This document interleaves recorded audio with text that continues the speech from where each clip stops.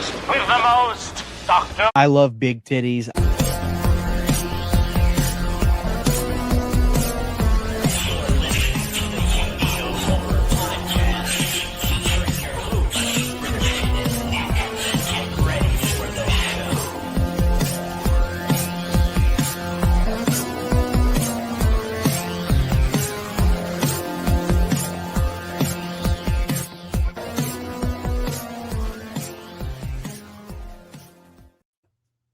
Hey now, everybody, what's going on? It's Nick and Christian, and we brought a homeless man. We found him, and he was like, guys, I saw you guys have a podcast. I want to come on. And we were like, all right, sure. No, I'm just kidding. You guys know it's the fucking legend himself, Sean Clark. Sean, what's going on, brother?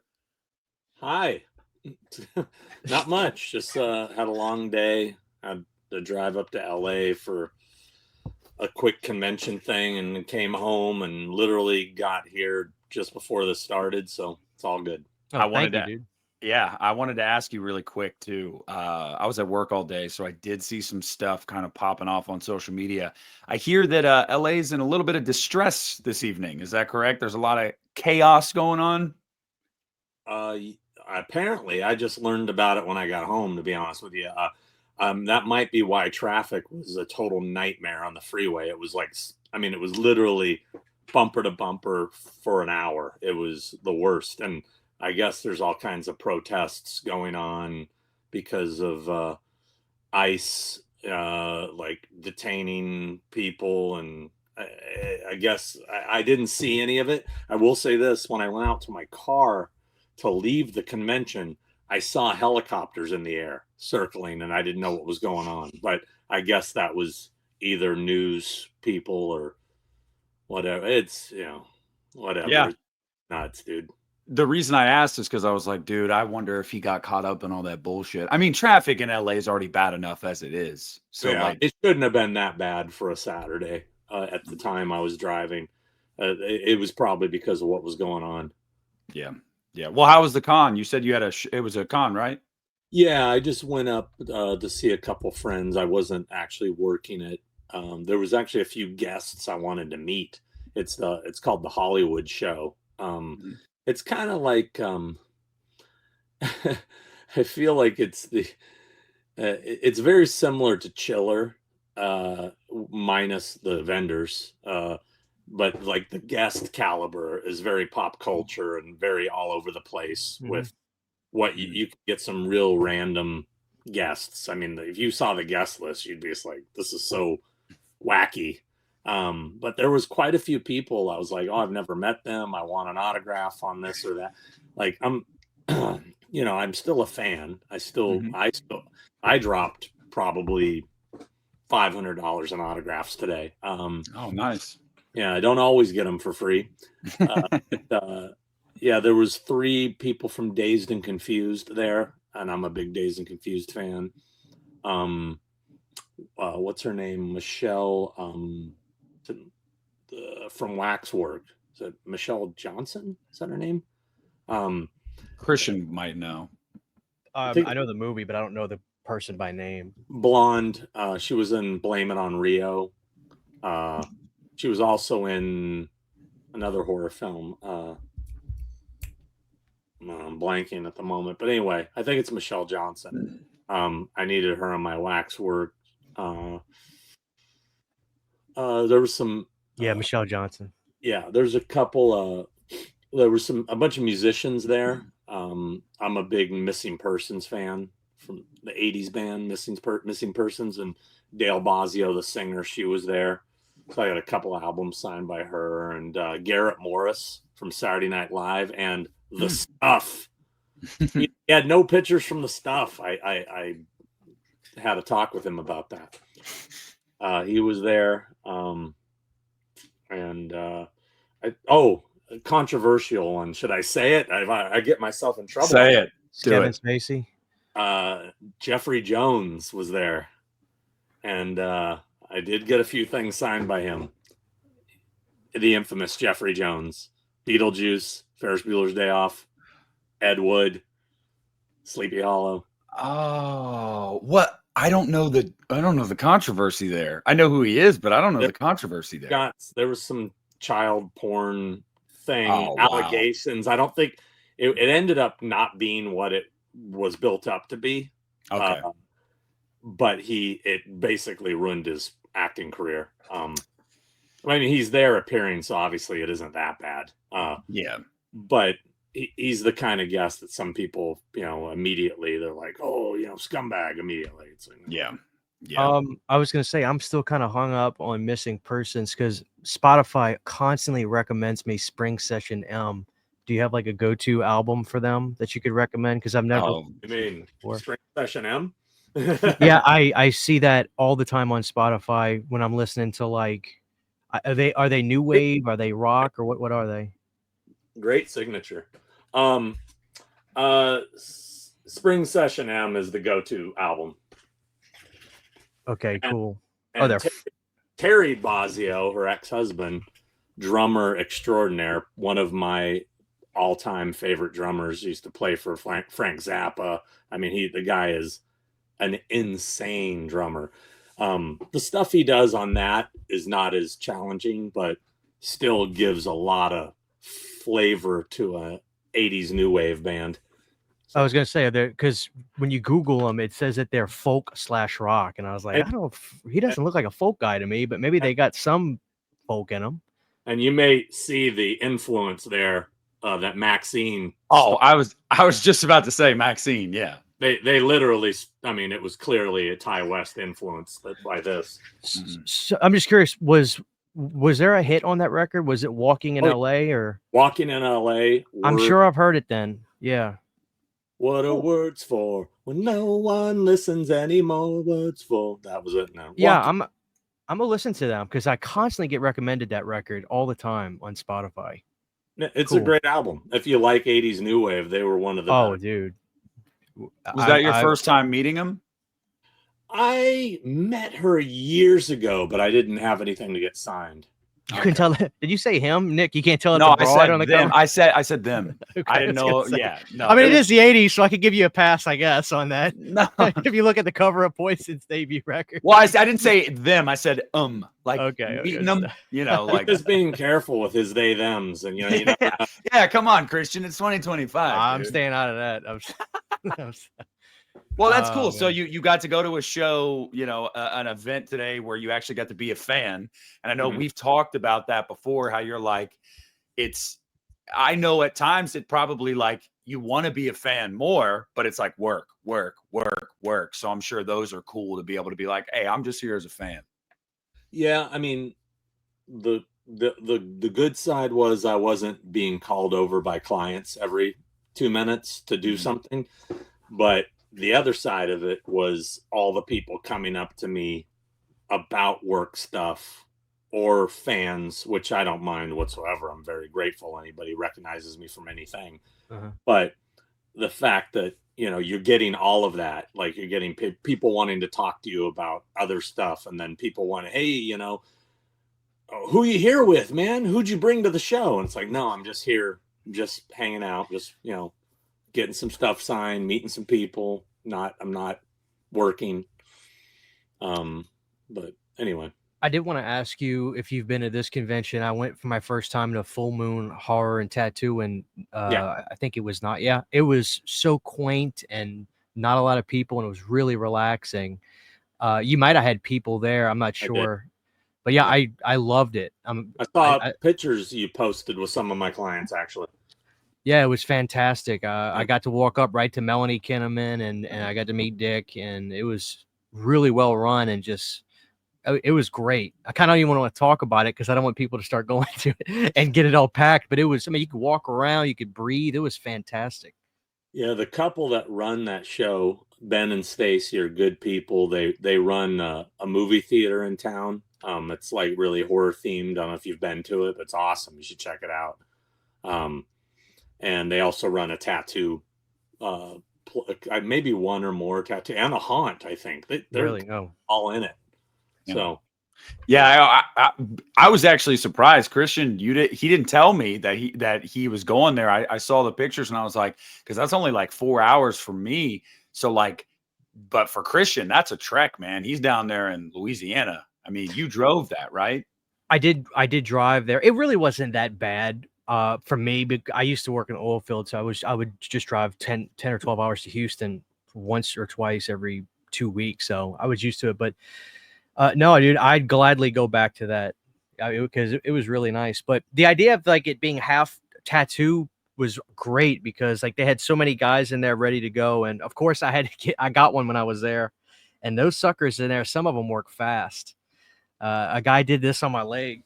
I got a little Dawn of the Dead, like the zombie thing on my leg, and that sucker said, I sat down. He goes, "Are you in a rush?" I said, "I mean, not really, but you know, I'm hanging out with my friends." He goes, "All right, no talking." I said, "Okay." I'm just gonna get it done, and so he got it done. He sent me on my merry way. So, do you represent any tattoo guys, or do they? No. Okay, I didn't know if that was something that they have representation, or do they just say, "Oh, I want to go do this" or something? Because there was a bunch of them there. I think they're more like vendors. You know, they purchase the space and come make their money. But Nick, before we get into other stuff, I want to ask a music question to Sean if that's man. cool. Yeah.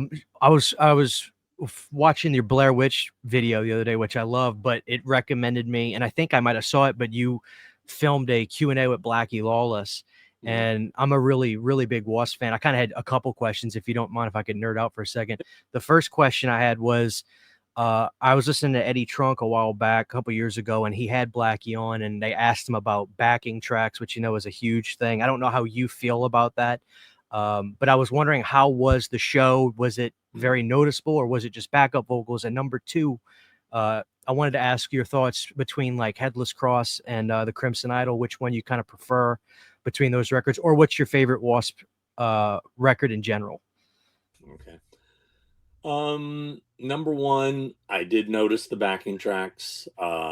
Most of his lead vocal were live.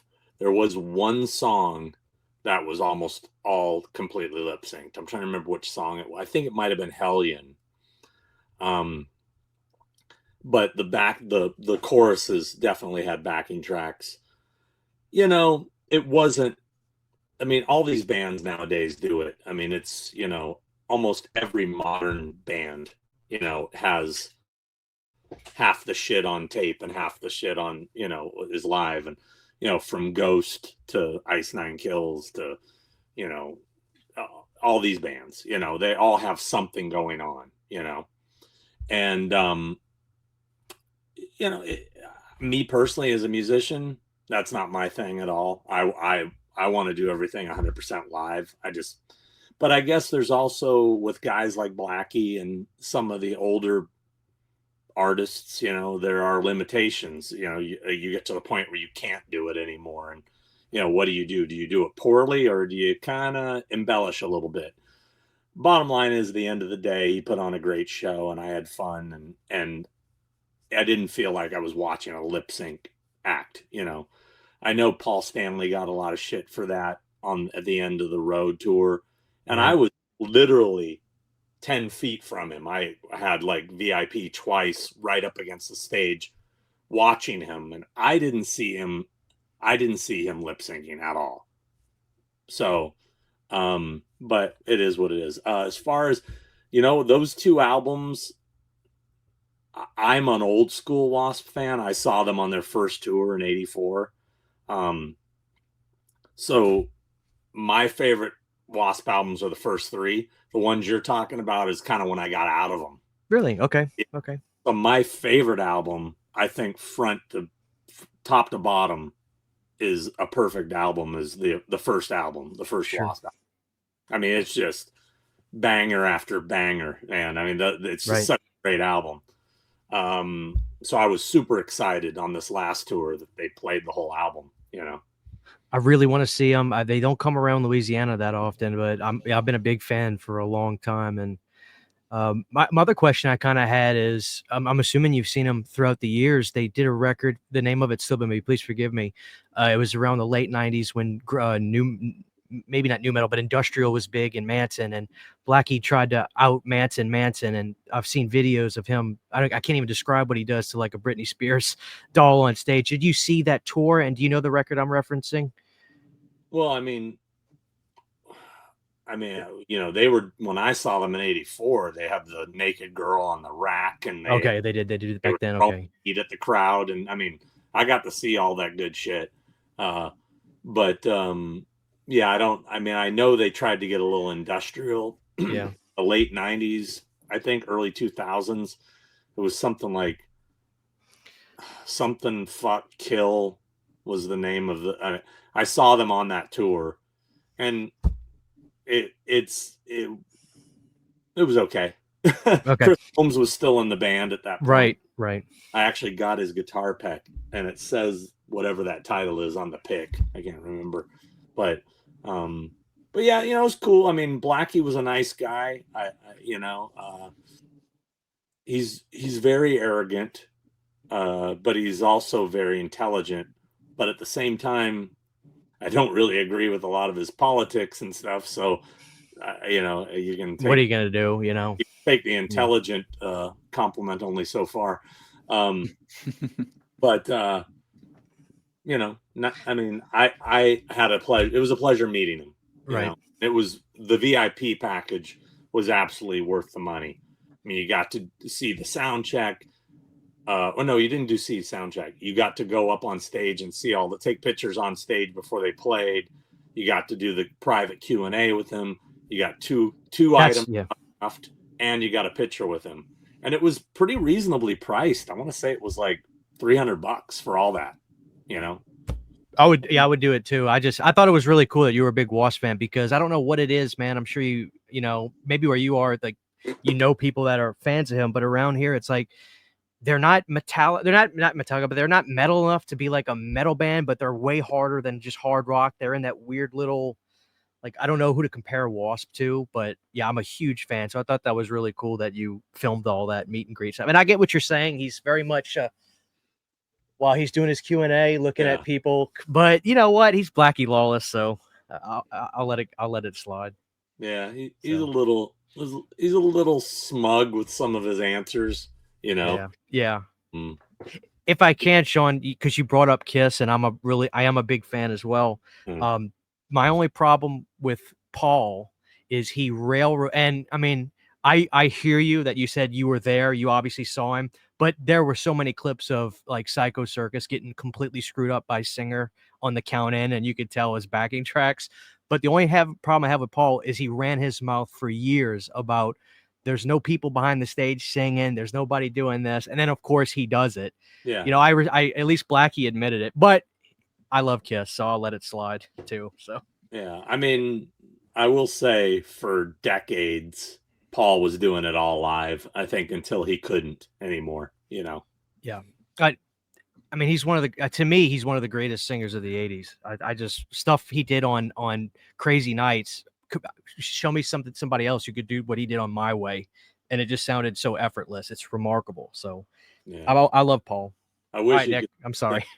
I wish he could, but yeah. No, you're good. See, you guys can talk about certain things that I don't know if I've ever. I'm sure I've heard a W.A.S.P song, but I couldn't tell you like, oh yeah, dude, this record is my favorite one. Like, I'm sure they had to have had a big hit. I'm a wild child, come and love me. Maybe yeah.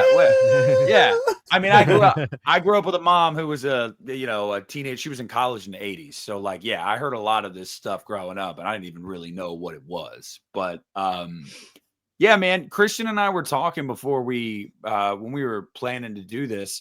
And one of the things that we had talked to you about the last few times we had you on was you were like, man, I've got a bunch of episodes of Horror's Hallowed Grounds in the can that like here soon I'm going to start unloading them one after another.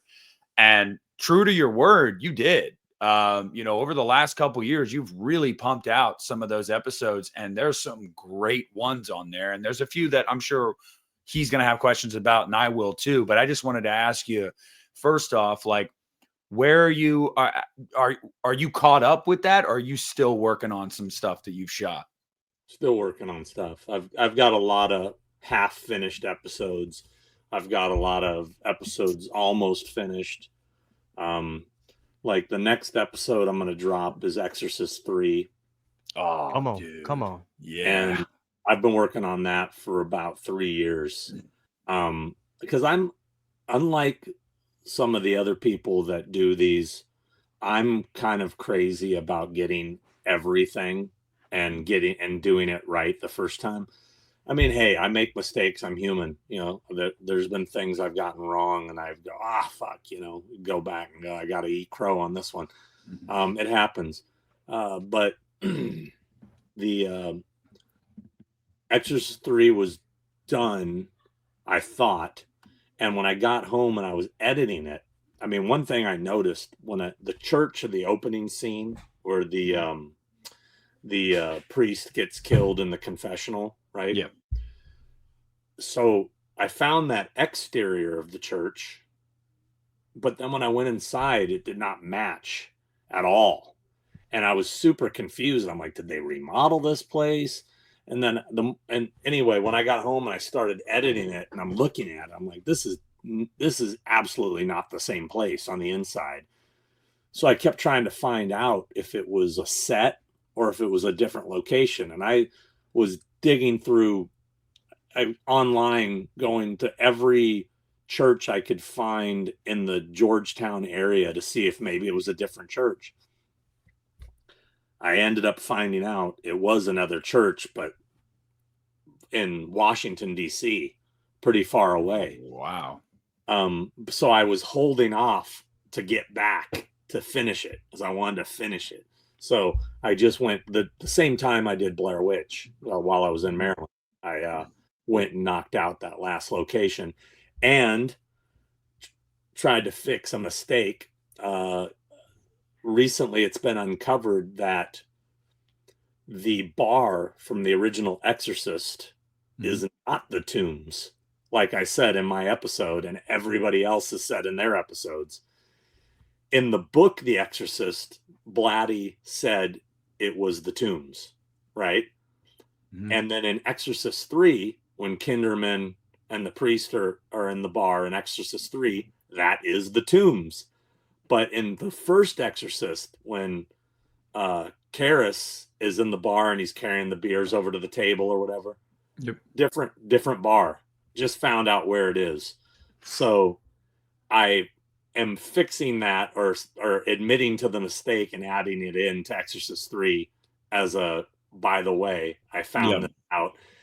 And coincidentally, this is the thing that really burned me, is it was directly across the street from another Exorcist 3 location I had been to already.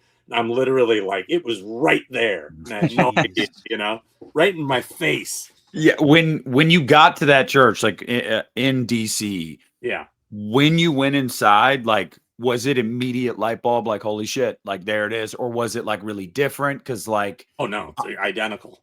Okay. Cool. Because that's the worst.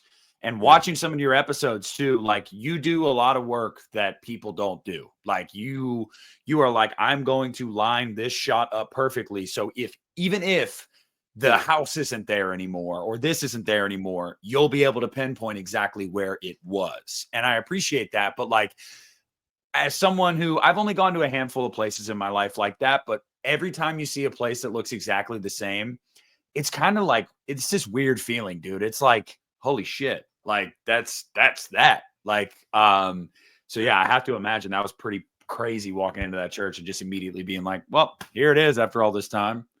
Yeah, I didn't have a whole lot of time to film in there because it was closed. And a priest like let us come in, and he was very cool. I told him what we were doing. I said, look, you know, full disclosure, this is why I want to see this church. And he was very cool about it. The confessional was built for the film, so that wasn't there.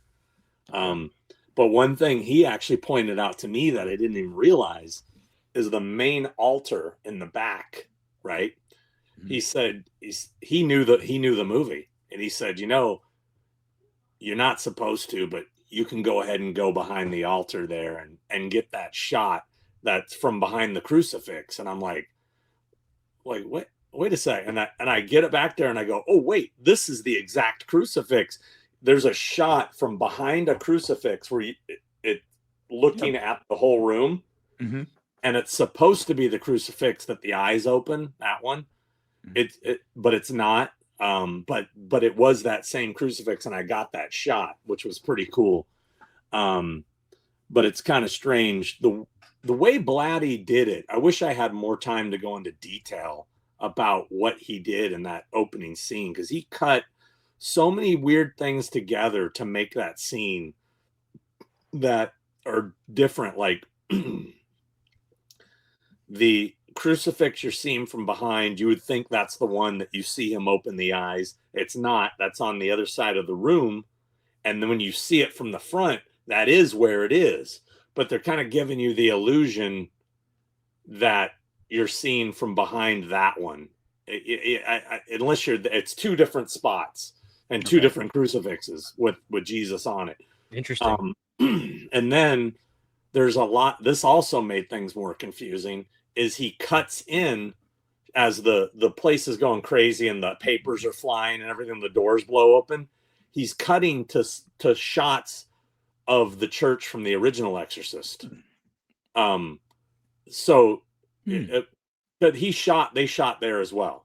The scene, the other priest, they shot in that original church from part 1, but they match it up in like dark to make it look like this is all in the same church, but it's a different, obviously a different church. Like there's a shot of a window, a stained glass window, a shot of a statue.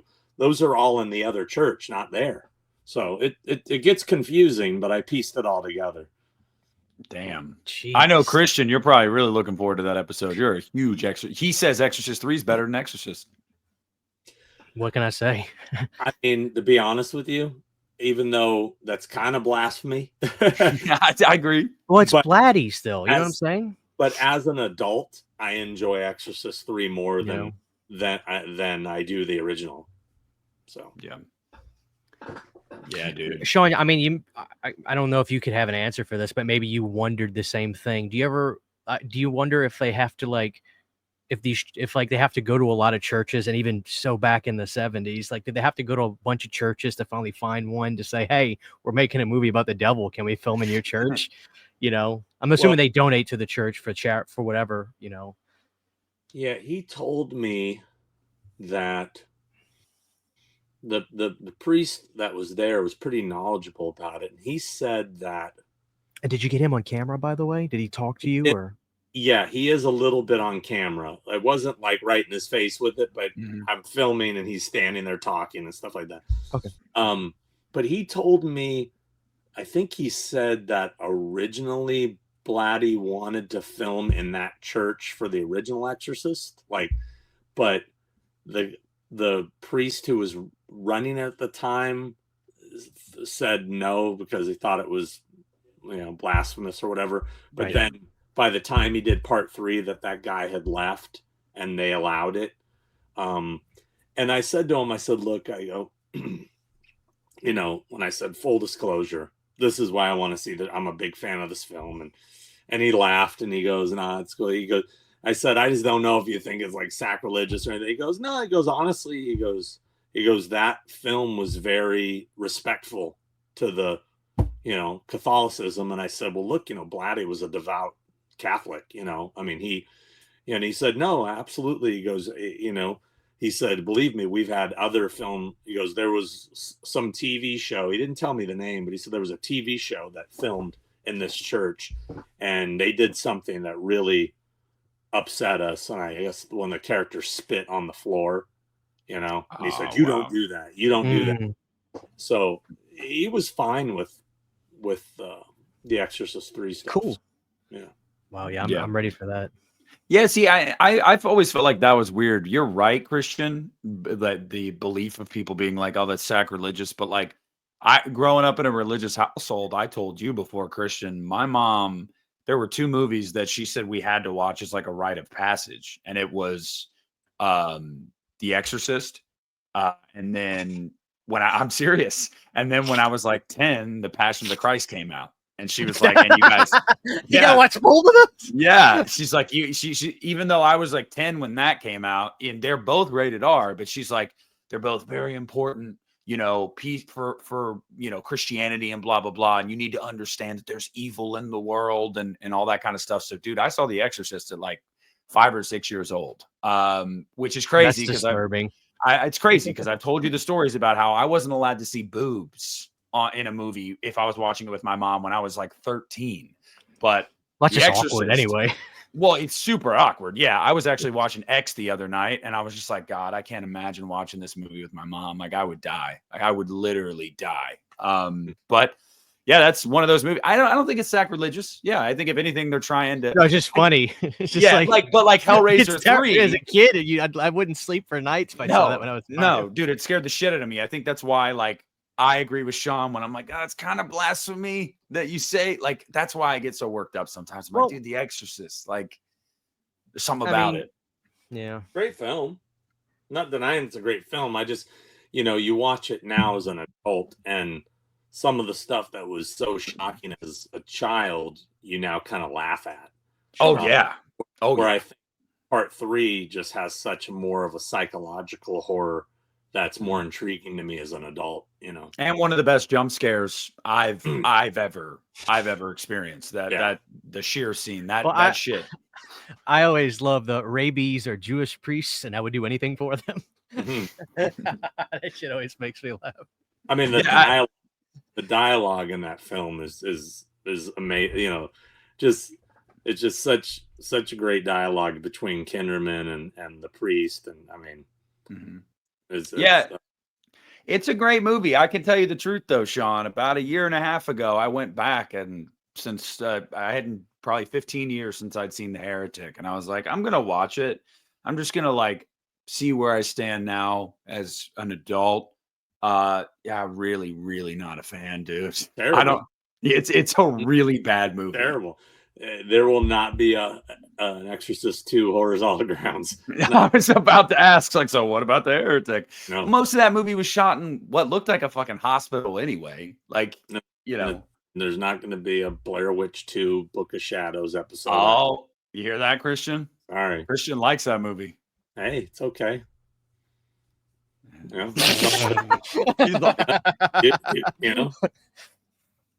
mean, okay. He likes Halloween 6. He's got a thing in the bag. I do too. I think he was talking. He was talking. Yeah, he was talking about me. Yeah, he was talking about me. Yeah. All right, Sean, I got to ask you. I want to ask you about Jeepers Creepers, and then I know Christian's going to want to ask you about Night of the Living Dead, or maybe Blair Witch, or both. But Jeepers Creepers was shot like 20 minutes away from where my mom lives. So like 10 years ago, I went to visit her for like a weekend. And one day I was like really bored. I had nothing to do. And I was like, movies shot near Ocala, Florida.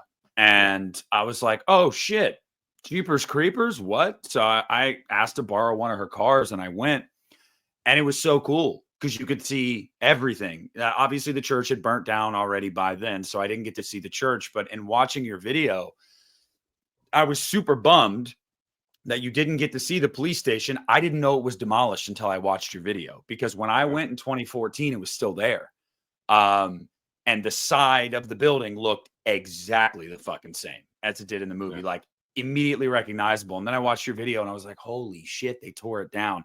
But the question I want to ask you is, dude, Christian, I hope you understand, this dude pissed on the same spot as Justin Long, by the way. He recreated the pee shot. Mm-hmm. And 2, I don't know if Sean's talking to these people beforehand or not, but he'll climb a fucking fence to get the exact spot. He was walking around the plot of land where the church was, and I was like, dude, I was scared I'd get shot, so I didn't go over the fence. I mean, it's Florida, dude. Funny about that is I'm with Adam the Woo, Tampa J, and Micah from World of Micah, and we're all there. And I'm like, aren't you guys going to go over? They're like, no. And I'm like, okay. I just jump over and I'm walking and I'm filming and I'm seeing them all stand on the other side of the fence watching me. And eventually they all kind of went, well, he didn't get shot. So they followed eventually, Dude, it is true. He was like, he's going over the fences on multiple spots with those filming locations. And also, you got to go in where the diner was. It's obviously a little bit different now. When I went 10 years ago, it was vacant. There was nothing there. No business was there yet. So I think it's vacant again. I heard. I think that business that I was there, I think that's already gone. Jesus, man. They can't keep anything there. First, it was a diner they couldn't keep there. Then it was a golf cart place. I mean, shit. But yeah, dude, it's really, really cool because I lived like 45 minutes away from where The Strangers Pray at Night filmed. And one day after work, I was like, I want to go see these locations because I love this movie. I'm not a horror locations guy, guys. Like, that's not my thing. But I was like, I'll make a video since I'm going. And I remember sending it to Sean and I just asked him for some feedback. And he was like, yeah, man, like, good shit. The only thing is, I would have seen everything. And he's like, and you mentioned the one thing you didn't see was the bridge where the truck was on fire because it was like 2 hours away. He's like, I don't care. I would have gone because, like, you got to see everything. And he's right. I mean, it still fucking eats at me that I did not go to that bridge. Like, still.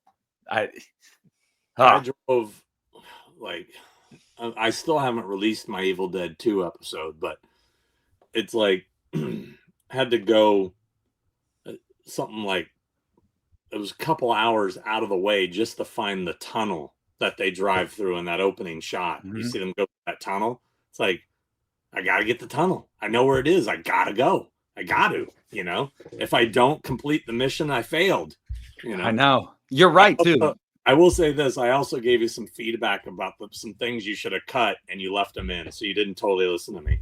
But anyway, what, well, hold on. You're probably right. This was like 2 years. It was like a year and a half ago when I did this, but no, I think I told you to tighten up a few things. And yes. Yeah. Sean sent me like a paragraph and I was like, I really appreciated that. Cause I was like, you're a busy ass dude. Feedback. You wanted an honest feedback. I gave it to you. Well, you know how it is in this space. Sometimes people just be like, looks good, man. Thumbs up emoji. And like the fact that you were like, you watched it and you gave me feedback, that was really cool because that's not my niche. That's not my thing. But like, if there's stuff around me, a movie that I love and I can make it out there, why not do it? And I have a channel. I might as well try to throw something together. Yeah. But have you been out that way to the Pray at Night? Have you done a Pray at Night one? I haven't. I've thought about it because, you know, I know it's not too far from where Horror Hound is. But I haven't. No. It's I mean, I'm looking at, I have a list. It's right off camera here on my desk of all the ones I want to get to. So, you know, and there's other ones, like I said, I've shot, you know, I've shot most of They Live. I've shot most of Christine. You know, those are ones that eventually I'm going to get finished. I got one you're going to love. Oh, shit. I'm doing an episode. I want to release it as a one episode, but it's getting so big, I may have to break it up in two, but I want to try to keep it as one.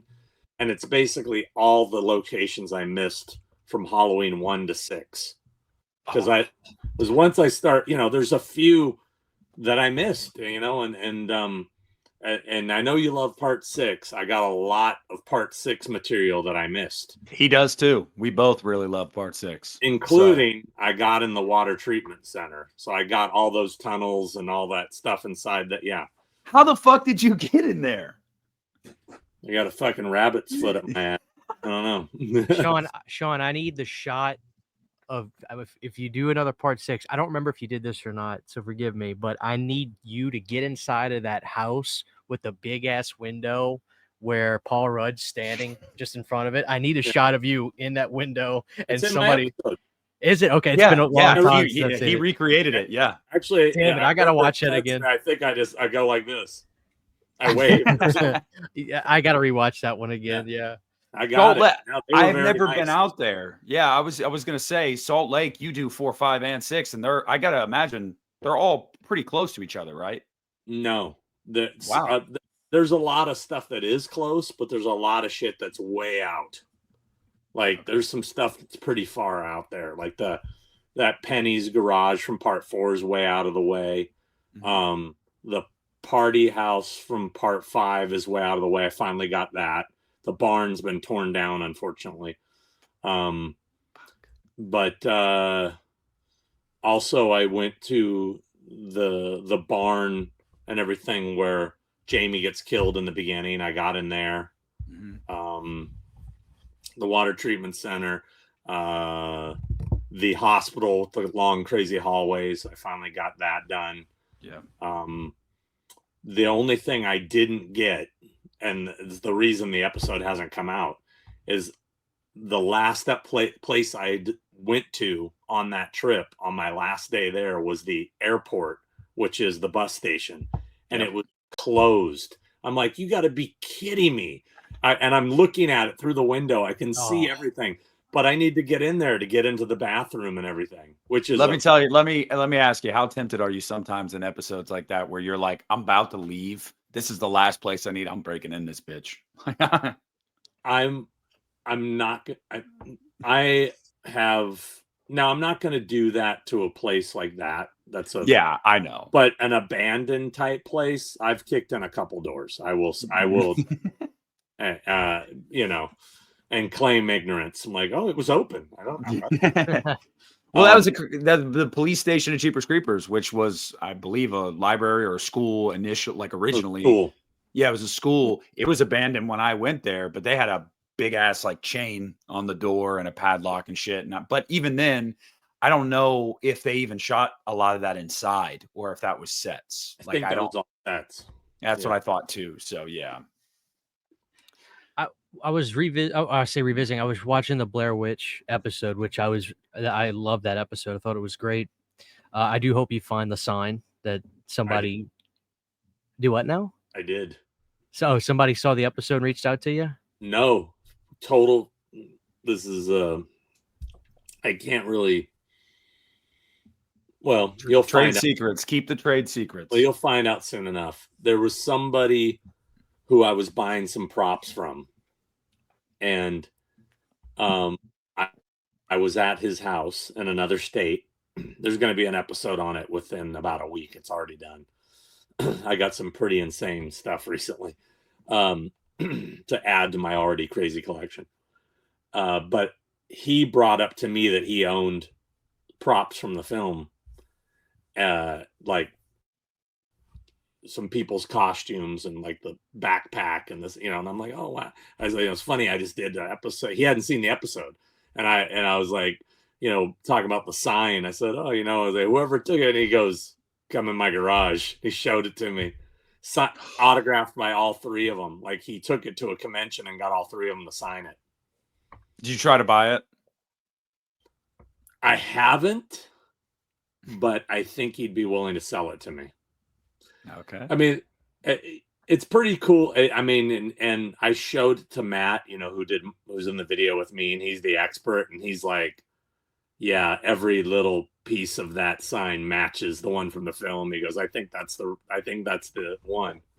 And I was like, yeah, it was legit. Oh man, that's crazy. But it's like, where the fuck do I put it? It's huge. It's really big. So when I was watching that, I wanted to ask you, like, have you ever, and if that one was the case too, like, how many places have you gone to do visits for where like the atmosphere of like what you feel from the movie is fairly identical when you visit the place that it's filmed, in a film like a Blair Witch where it's really a town oriented type movie? Wasn't so much on that one, but it happens. The one that stands out the most, this was back in, I think, 2000. I want to say around probably 2000, back in the year 2000, 25 years ago. It was the first time, I think it was the first time I went to Lolita from Halloween 3. I was going to ask you about that. Yep.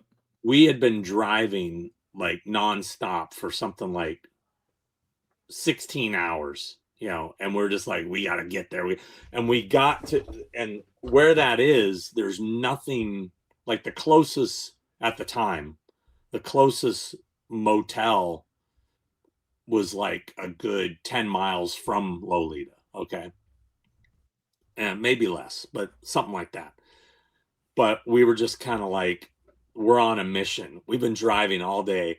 We got to go straight there. We have to see this first. Who cares if we just drive through the town and then go check in our hotel and our motel and crash, and we'll come back in the morning. So we decided to do that. And we drove into Lolita at was probably 2-3 in the morning. And dude, because already it's fucking like a ghost town, like even during the day, you know, it's like, but at night, it was so eerie. It was like that when Chalice is walking around the town at night, and it's just, and remember, people are looking out the windows and shit. Yeah. Dude, we're driving through the town and we see people peeking out the windows. I mean, it was, No kidding. this is like the movie, man. It was so creepy. It was rad. Damn. I was gonna specifically ask you about Lolita because I saw somebody post a photo the other day. Last week they were in Lolita, and I don't know if this is just a really long process or whatever, but years ago they announced they were demolishing the factory, but they only knocked like part of it down. A lot of it is still there. Yeah. Do you know why that is? I don't. Because I would figure if you're going to demolish the fucker, you're just going to demolish it, right? Like it's, Well, I think what I heard was that the section that was collapsing, they had to tear down. Like the earthquake caused part of it to, like, it was like ready to collapse. So they were basically knocking down the part that was dangerous, I guess. okay. You know, Sean, you were just talking about picking up spots from the movies that you hadn't done. Correct me if I'm wrong, on the part 3 episode where the final processing sign was, you were I got the sense you wanted to go in that door, but Tommy was kind of like, be careful. Did you ever go and see what was behind that door, just for documentary purposes, so to speak? You know what I'm talking about? Yeah. I think I did. I mean, I'm sure it was underwhelming, but Well, I didn't. because I'm pretty sure Tommy said that obviously they didn't film the I know, but yeah. as a fan, I wanted to see what was behind the door. Yeah, I don't remember. That was over 10 years ago, so I don't remember. Yeah, that was that Scream Factory Blu-ray. I remember that shit. Yeah. Now, see, that's one of those things where I probably would have fucking kicked that fucker open, but I'm not gonna do that with Tommy there. You know, I'm not gonna get him involved in my shenanigans. But I think there was another video somebody else posted years later where they went there and one of the doors was actually like collapsed in and you could see in. And I think they showed it. Maybe that's what I'm thinking. But I do remember Tommy saying that, yeah, once they go through that door, it was a set. So now that place is abandoned now, right? Is there a business there? Where the factory is? The factory, yeah. I gotta imagine it's all fenced off from being partially torn down. Yeah, there's nothing going on. Yeah, dude. I wouldn't have blamed you, but I thought the same thing when I was watching. I specifically was like, I bet if Tommy wasn't there, Sean would have done it. What was the name of the motel in the movie? Rafferty's or the Dublin Inn? Rosa Shannon. I'm a dumbass. All right, Sean, I need a video called "Confronting That Guy at the Rosa Shannon Motel." Hey, motherfucker! No, I need you to put on the same. This. I need you to put on the same zip-up hoodie, and as soon as he opens the door, I need that. Come on, motherfucker! I'm back. What if he's still there? I bet you that guy's long died of an overdose. I mean, that guy was clearly a meth head, man. He was just, yeah. But in your defense, Dublin Inn was another building in the film. I think that was right where when they're driving by and you see the guys in the suits standing and like a little alleyway next to it that says Dublin Inn.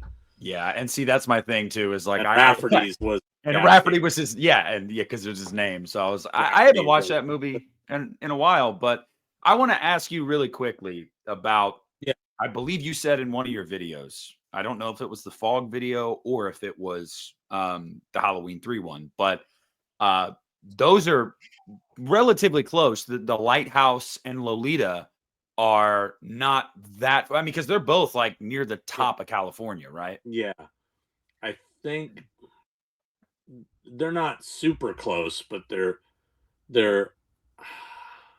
I don't want it's. I don't remember at this point how far they were to each other. I wanna can't remember say if you said an hour or two. maybe 2 hours. Yeah. Whereas if you're in LA or San Diego, when I was in San Diego, I GPS the lighthouse address just out of curiosity. It was a 9-hour drive. And I was like, no fucking way. Yeah. Yeah. I thought it would have been more than that, honestly. Yeah. From San Diego, it said it was 9 hours and some odd minutes or whatever. And because I tried to convince my ex-wife, and as soon as I saw the time, I was like, yeah, we're not doing that. Not with a 1-year-old. But yeah, dude. I want to realize how big California is. Like, they think, because I have so many people that'll come here and be like, oh yeah, we want to go check out Lolita or whatever. And it's like, you realize that's like 13 hours away. Yeah. It's not. And they're like, what? I'm like, yeah, that's like almost at the border of Oregon. So yeah, I dude. do know that like 5 miles from Lolita is the town where they shot Salem's Lot. And also like the Majestic that was shot. I think it's called Fairfield. I think is the name of the town. Oh, we got a Fairfield here in Ohio. Really quickly, there's always been a rumor that I've seen online, and I want to know if it's true, Sean. In Sierra Madre, super gay. Yes, I am. Yeah. Wait. Okay, cool. We got that out there, guys. No, in Sierra Madre, people have said that the interiors, I believe the interiors, or maybe it was the exterior, but a scene for Nightmare 5 was shot in Sierra Madre. Is that true? The high school specifically. I don't know if it was the interiors or the exteriors of the high school. Honestly, I don't know. I've never really even researched Nightmare 5. I'm not a huge fan of everything past 3 in the Nightmare world. I mean, I like them, but not enough to go to all the locations. Well, the only reason I ask is because I've told Christian about this before. It's literally crazy how Sierra Madre, if I lived in California and I was wealthy, I would live in Sierra Madre because it's a beautiful little town, like just with mountains all around you. And the amount of shit they have shot in that like 3 to 4 mile radius is ridiculous. Like, I don't know. Yeah, when you show me pictures of it, it was majestic. Oh, we had dinner at a restaurant there because we spent an entire day at Sierra Madre and just sitting outside eating. It was during COVID, so we had to sit outside, but it was actually, we preferred it because it's just fucking mountains everywhere, dude. But I wasn't able to get into the Buccaneer the first time I went because it was during COVID. And then last summer we went back. I went with my mom and my siblings. They'd never been to Southern California. And I was like, we got to go to Sierra Madre. And I went into the Buccaneer and I finally got pictures and videos and I was talking to the bartender and she was like, we have shirts. And I was like, give me a fucking shirt, dude. And I got Christian one too. They only had 2 short sleeves left, which me and my brother got, and they had a long sleeve. And I was like, I got to get Christian one, so yeah, I love that shirt. Yeah, she was reminiscing about Tom. She's like, oh yeah, they did a convention a couple years back. He came up here and was drinking with the fans and bullshitting for hours. I was like, yeah, Sean told us about it. Like, we're hoping we can do it one more time. We're hoping. I mean, yeah, for 50. Hang on, Tom. Hang on, my man. Well, yeah, it's funny because Nick was like, Christian, we're going to the next one, and I think if it happens, I'm gonna force myself. Just it's to travel. Not that I don't want to be at a convention that's all Halloween, although I make jokes about that. But like, I legitimately want to go to California, and I mean, I know you'll get Rob Zombie this time, so. No, he didn't say no. He didn't say no. No, 50's gonna happen. He is of an open invitation. There's no doubt. That's on Rob, not us. Believe me. Is it ever reaching out to him, or is it like we don't even waste our time because we did once and he said fuck that? He has a pretty strong opinion of not liking conventions. So okay. I don't think it's going to happen, but who knows? I mean, and the other thing is he didn't have the greatest relationship with the Atkins, who, run the franchise and obviously are partners in the convention. So I would imagine, are you already planning 50? Are they already like hitting you with ideas? No, I talked to Malik about a month and a half ago, and it kind of brought up. Like I said, look, man, we do need to actually probably book the venue pretty soon, just so we don't lose it. And if we're gonna, because I've threatened for a long time that basically the 50th would be my last one. And that I have to at least hold on to the 50th because it's just too epic, Mm-hmm. And I really feel that Jamie will come out for that one. I that's my gut, but I can't say for sure. But I just can't imagine that she wouldn't for that. Yeah, at least make an appearance. She almost. I mean, I know he told us on that. You guys remember 2 years ago, Sean told us how close Jamie was.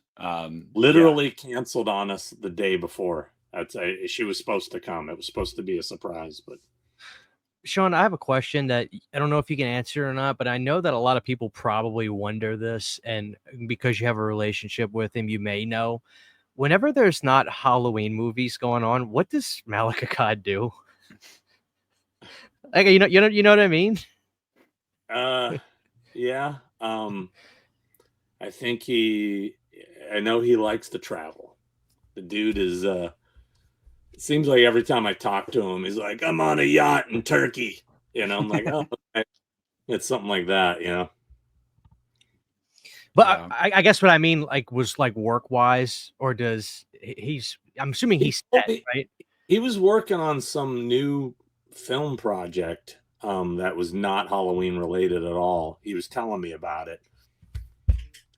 Who knows what'll ever happen, if anything will ever come of it, but Well, we've been 2 years now, almost 2 years since the announcement that Miramax re-upped with the rights and that they were going to do something with Halloween, and then radio silence since. I'm not necessarily mad. I think Myers needs a little bit of a break, but I figured they would want to have something out to coincide with 50. Like, I would really think that they're probably still aiming for that. There is something in the works for 50, but it's not what everybody might think. Everybody's pontificating about like a video game and stuff like that. It's the first movie in 3D. How did you know? Is it really? No. No, it's just I mean, there's so many rumors about a TV series, and I think that sounds stupid, personally. I mean, all I can say is that, all the rumors out there have just been so dead wrong. It seems like I see a new one every day. It's like with some AI generated nonsense, Yeah, it's always a poster that's AI generated, and people are like, "Did you see this?" And they're sharing it on Facebook, all the boomers. And Sean, have you seen the AI one of like the new Nightmare on Elm Street, and it's DJ Qualls as Freddy? It has like hundreds of thousands of shares and likes, and people are like, "Oh, this is gonna be like." There are people out there that believe it too. It's insane. Yeah, one of my employees, Christian, she said something to me last week. Yeah, I can't wait to see what Rob Zombie does with Freddy.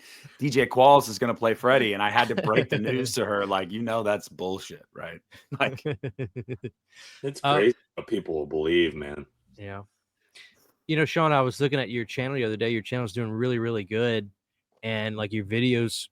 Do you still look at your YouTube channel as strictly just something like a hobby, or is it starting to become like a part of your income that you've gotten used to expect, and now you kind of have to treat it like a business? Or do you have, for instance, do you have to kind of gauge which movies you want to go do locations for and take your personal preference out of, if it's something that it may be a really small film, but I know you have done that, where there's films that you really love but don't have maybe massive audiences, and you don't worry about the views, that sort of thing? No, I don't take views into at all. It's all just what I want to do. I'm pleasantly surprised occasionally how well a video will do, and then sometimes shocked at how bad a video does that I thought would do well. Right. I'll give a perfect example. I think my Blair Witch video has done over 50,000 views. Sure. Yeah. A ton of Blair Witch filming locations. So I didn't expect it to do that well because it's been done to death and there's not a whole lot to see really, right? I mean, you know, I feel like I make mine more interesting with information, and you know, and having Matt there was invaluable because that guy's just a wealth of knowledge when it comes to Blair Witch. But then, you know, I thought like, okay, my Hereditary episode, there's not a single Hereditary filming location out there. I'm gonna fucking knock it out of the park with this one. First one didn't do shit. I couldn't believe it. I was like, really? I mean, I blew my mind. Then something like Slaughter High, which I thought would probably get like 2,000 views, ended up getting over 10,000. Did better than Hereditary. I'm like, what? Okay. Yeah. You know, you never know. You never know what's gonna pop. You know. I also think it's important, at least I can say this, I think Christian would agree. You're kind of the authority on this stuff though, dude, because like we grew up watching you on Blu-rays doing this. So like when I think of horror, you know, locations, and obviously you mentioned guys that you've done videos with before, Tampa J and Adam the Woo, like they do that stuff too, but like it's different when you do it. Like it's different when you see Sean Clark's doing one because you know you're going to get every location. Or if not, like you said, he'll do an addendum later on and be like, hey, by the way, guys, I missed this one last time. But like, there's just an attention to detail. And you can tell that every place you go to, it's a movie that you've probably seen, I'd say 10 times at least. You know exactly what the fuck you're talking about. I'd say you're the authority. Well, I appreciate that. I mean, I do feel like I'm the OG when it comes to the filming location stuff, although I was late to the game on YouTube. So a lot of people that didn't have the Blu-rays thought I was biting off of guys like Adam the Woo and stuff. But I think the difference between like Adam and Tampa, like you just mentioned, is the fact that those guys are almost daily content guys. Mm-hmm. So they knock the stuff out quick and it shows. You know, they're not taking 3 years to do an episode like I am and making sure I get everything and I get meticulous and I put in the film clips. And, you know, like Adam won't put film clips because he just will not, because he is so reliant on the monetization. He won't risk putting in a film clip for Right. fear of getting demonetized, which I have to fight all the time, you know. So You know, my favorite thing, Sean, I don't know if I'm not referencing those guys because I don't watch a whole lot of filming location stuff. Quite frankly, it's just yours. But what I like about your stuff is you don't yell at the camera or you don't act more excited than you should be. You're very chill. All right, guys, here we are. Because that's how my personality is. I like that where you're not like, all right, guys, so we just pulled up to the. It's just like, you know what I'm saying? I like that, how you're chill. And my least favorite YouTubers are the ones that play to the camera and everything's awesome. You know, the everything's awesome people are the people I can't stand. You know, I'm not going to throw people under the bus and name names, but there's people that come to mind immediately, and it's just so overdone and like you're not that happy. Like, calm down, dude. Can you believe where I am today? Check it out. And you're just like, fucking I do, brakes, bro. When you see me get excited, it's genuine. When I'm seeing something for the first time and I'm stoked, you know, you can tell it's real and it's not me going, you know, putting on a show, you know. Dude, well, I mean, you got to go into the Carruthers house, dude. Like I would have shit a brick. Like not on camera, I wouldn't have, but like internally, I would have been shitting myself because like that's another reason I say you're the authority, dude. You get access that some of these guys do not get. They just don't get it. Half the time it's because they don't ask. They don't even think to ask. You'll think to ask, or sometimes people, I'm sure they'll recognize you and they'll be like, oh, I'm sure you've been recognized before. Not really. Not really out of location. I take that back. I did get recognized once recently and I didn't talk about it in the episode, but I'll tell you guys about it. I'm gonna give you an exclusive. All right. Here we go. Did you see my Phantasm episode? Yes. Okay. So I went to Mike and Jody's house and I hadn't been there in like a decade. The last time I was there, the house was still there. And I'm rolling up and it's gone, and a new house is in its place, and I am like devastated, right? So I get out of the car and there's like security, like there's like a security guard, like basically in front of the house at all times. I'm like, what the fuck is going on? And so I didn't feel comfortable filming because the dude is literally standing in front of the house, like, you know. So I came back and the security guy is still there, like another day, like weeks later. Then I came back like a third time. Like every time I was in the general area, I would just swing by to see if I could get the footage. And I see a guy sitting in a car, like parked in front of the house. And I'm like, shit. So I went down the street. I drove by and I went down. I parked a couple houses down. And I'm sitting there. I'm like, fuck, man. Should I just go for it? Should I just like, you know, and anyway, I see this guy get out of his car and he comes walking down the street towards me. And he walks up to the car. I roll the window down and I go, hey, how you doing? He goes, how's it going, Sean? And I go, oh, hey. He goes, I said, you know who I am? And he's all, yeah. And I go, then you probably know why I'm here. And he goes, Phantasm.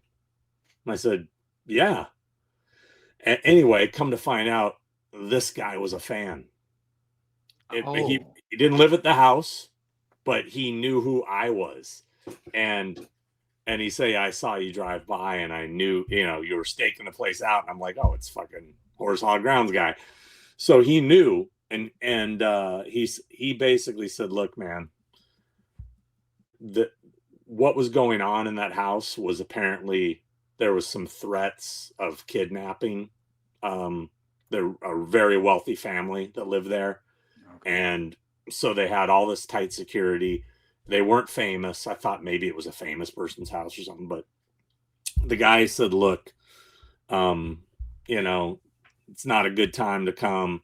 I can't let you do it because, you know, they're watching us at all times. There's cameras everywhere.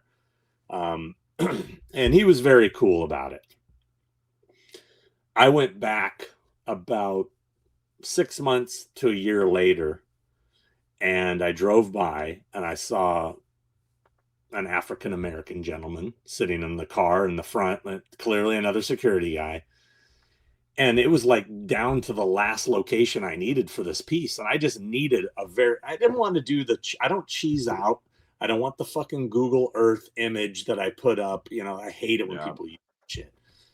So I just say, you know what? I pulled down the street, I parked, and I just got out and started filming and walking and talking. Now, if you watch the episode closely, you will see as I approach the house, you'll see a guy get out of the car and I pull away from him, but you'll see it. That's the security guy. He came up to me and said, hey, you know, what are you doing? You can't be doing this. I explained what it was. He was actually very cool. So he wasn't a dick about it, but he's like, hey man, you know, it's my job to tell people, you know. So I got the shot, but yeah, dude, Sean will go to the end of the earth for the shot. I went back so many times just to get what amounted to maybe 20 seconds in the episode, you know. So is it when you try to bring people to do these to anybody, has there ever been people that were like, I'm not going on one of these with you again, dude? You can't say enough is enough. You'll stay. Like, have you ever had anybody be like, I'm not going with you on one of these trips again? Because maybe they don't want to wait around to, you know, get the shot, so to speak. That's why I like to do it by myself nowadays, because I don't want to have to worry about what somebody else is thinking. You know, like Matt was great. Like Matt drove me all over, and you know, we did Blair Witch and Exorcist 3, the bits I needed. But you know, there was a point where like, well, we really don't need to go get that spot, right? I mean, it's like it's in the. I'm like, dude, I want it all. I want it. He's like, I mean, for that one shot, with the dude with the yellow hat. It was like a totally different town. We had to go way out of the way. And it's literally just a shot. You can see a building behind him. And I'm like, I need it, bro. Got to get it all. I need all of it. You know, I was actually kind of upset we didn't go to where the trailer park used to be. I mean, he was like, dude, there is nothing there. It's a whole new built neighborhood. There's nothing to match. I'm like, okay, fine. I'll let that one slide. But I want everything that's existing that I can see. If it's in the movie, I want to match it, you know? So, well, that was the weirdest thing for me with Pray at Night, dude, is because where they had the trailer park and Pray at Night, Christian, I don't know if you watched that video that I did, but it's just vacant lots, like this one back road that eventually just dead ends. And at the dead end, there's like 2 houses where people live, but everything else is just vacant lots. They built all of these trailers for the movie. And so you're driving around, and Sean, I know I've seen it in his videos. He'll have, I believe, I don't know if it's like you put a disc in and you're you're following along, but like I was having to pull up the movie and like try to match, like, okay, this is exactly where this was, but it's hard to tell when there's nothing to mark it except like trees. Yeah. I used to bring portable DVD and Blu-ray players with me. But that's such a pain in the ass, and I'm reloading and this and all that crap. That now I bring a laptop with me, like a MacBook, and I have the movie downloaded ahead of time so I can just reference it on the computer. Yeah. But it's heavy. MacBook's a heavy fucking. It's funny. I was with who was I with? It was with Adam the Woo, and I said, here, because I had just had my wrist surgery, and I was having a hard time holding anything of weight with my left hand. I said, could you hold this, because I like to film with my right hand, and I hold the laptop with this hand and film with this hand. I go, could you hold the laptop? He's like, dude, this thing's fucking so heavy. I go, I know. That's why I'm asking you to carry it.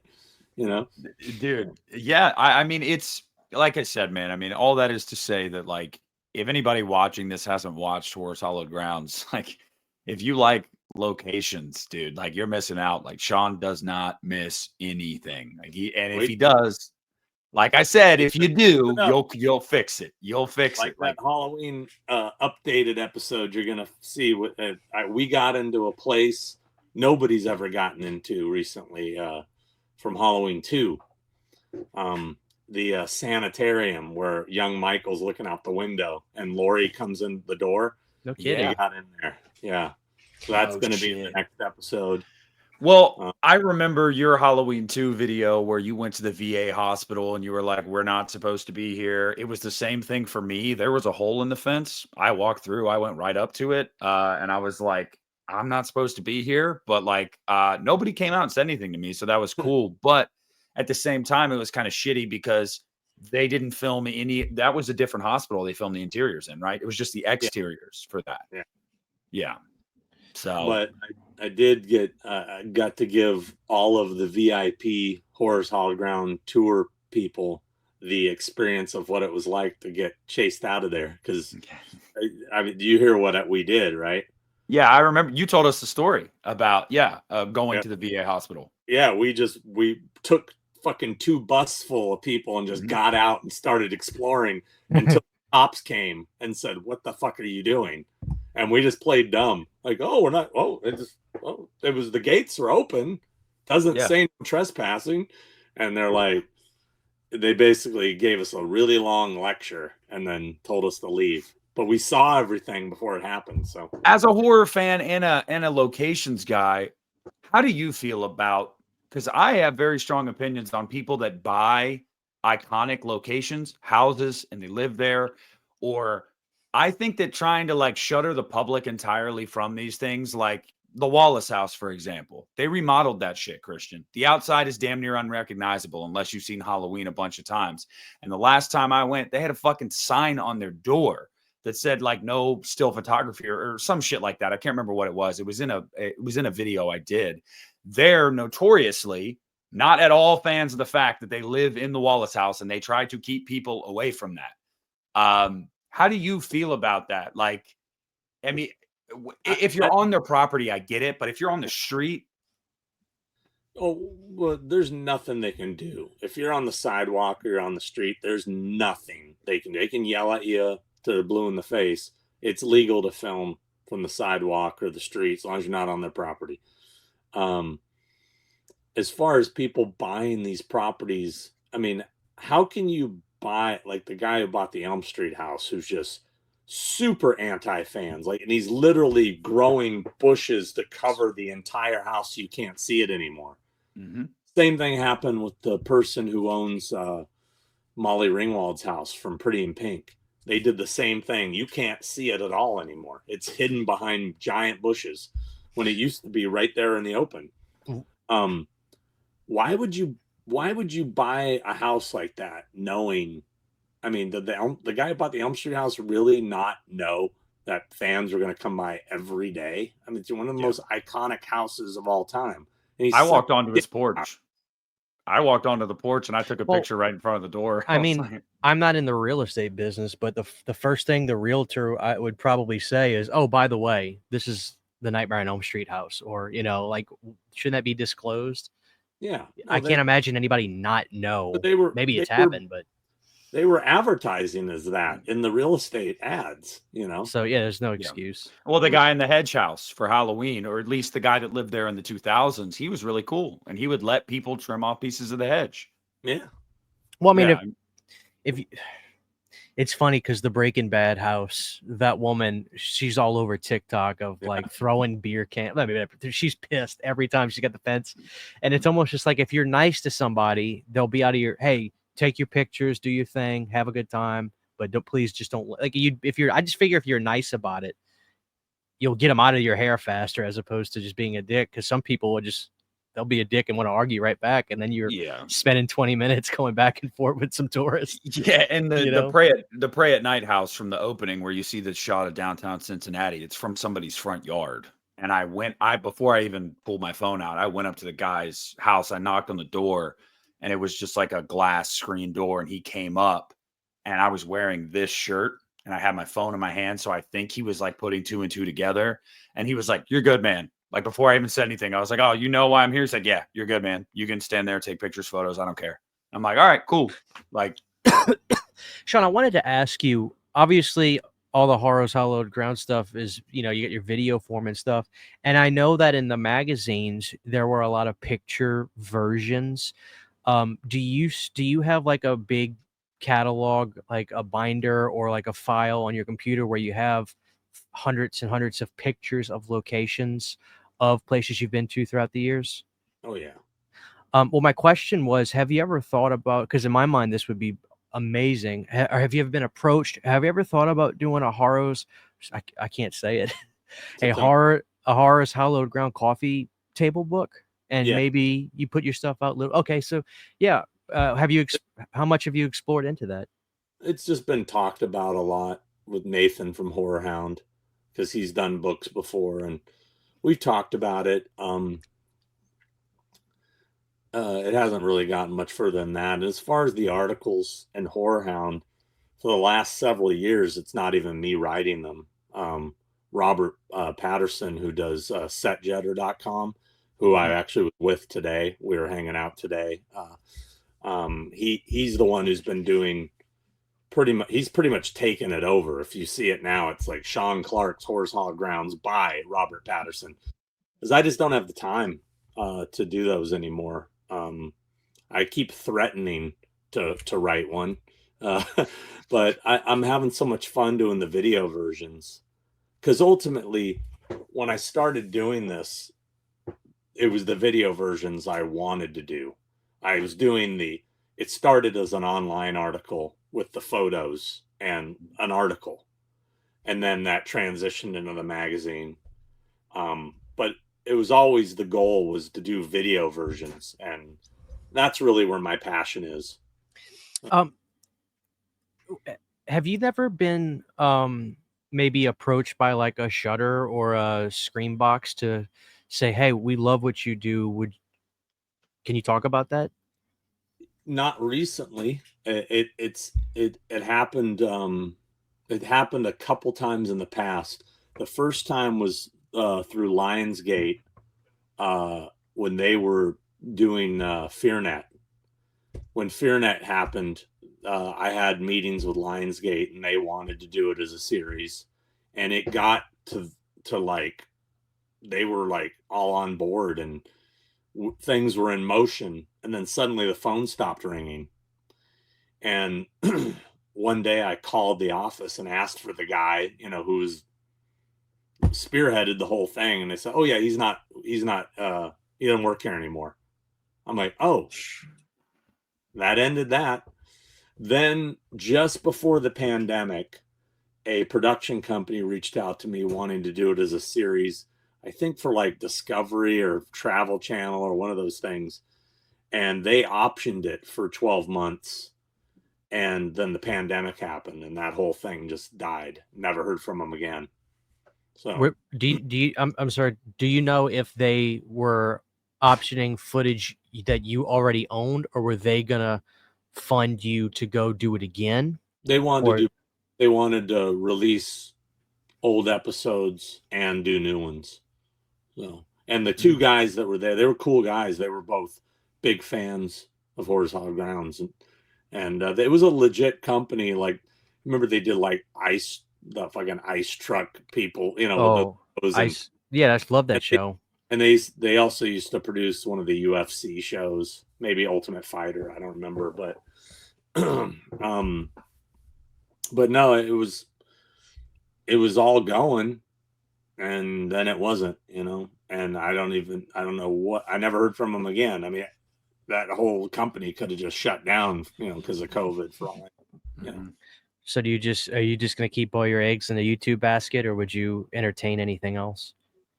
I kind of like the control. I like being able to do what I want to do. Don't have to answer to anybody. I don't really feel like there's too many channels that can give me more exposure than I already have. I've got a pretty decent following. It's just growing. I mean, even if like Fangoria reached out and said, "Hey, we want to have, we want it to be part of our channel," I think I have more subscribers than Fangoria does as far as their YouTube channel is concerned. So where's the advantage there?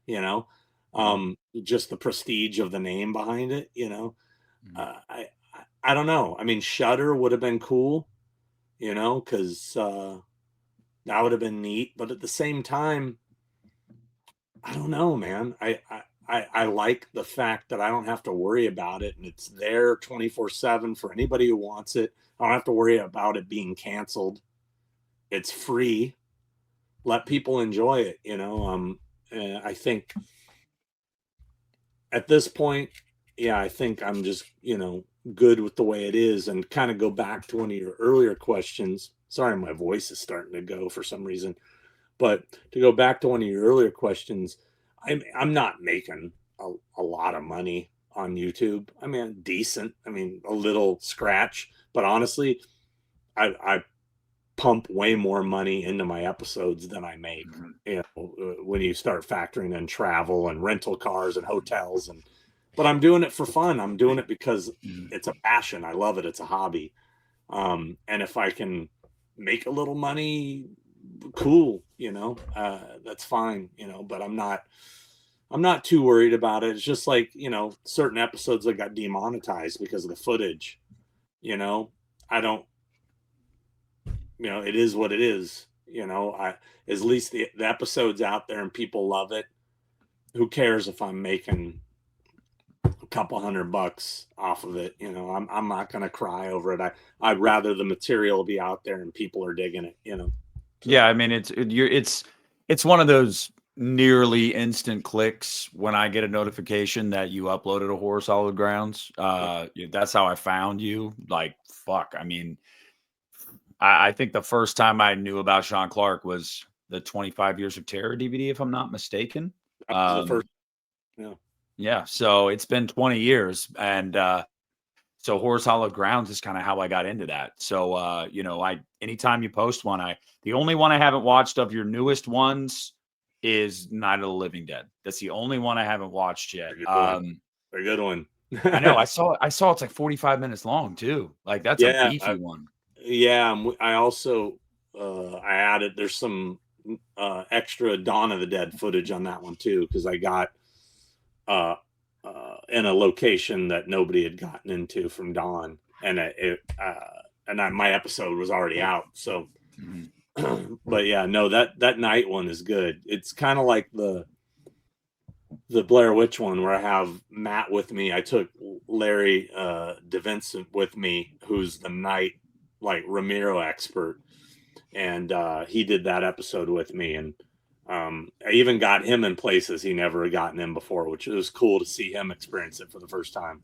So yeah, I gotta blame Sean Clark. Christian, I told you this. I gotta blame Sean Clark for all the pieces of the house from Halloween Kills being gone. They're all gone. He did that video and he was like, I got a brick.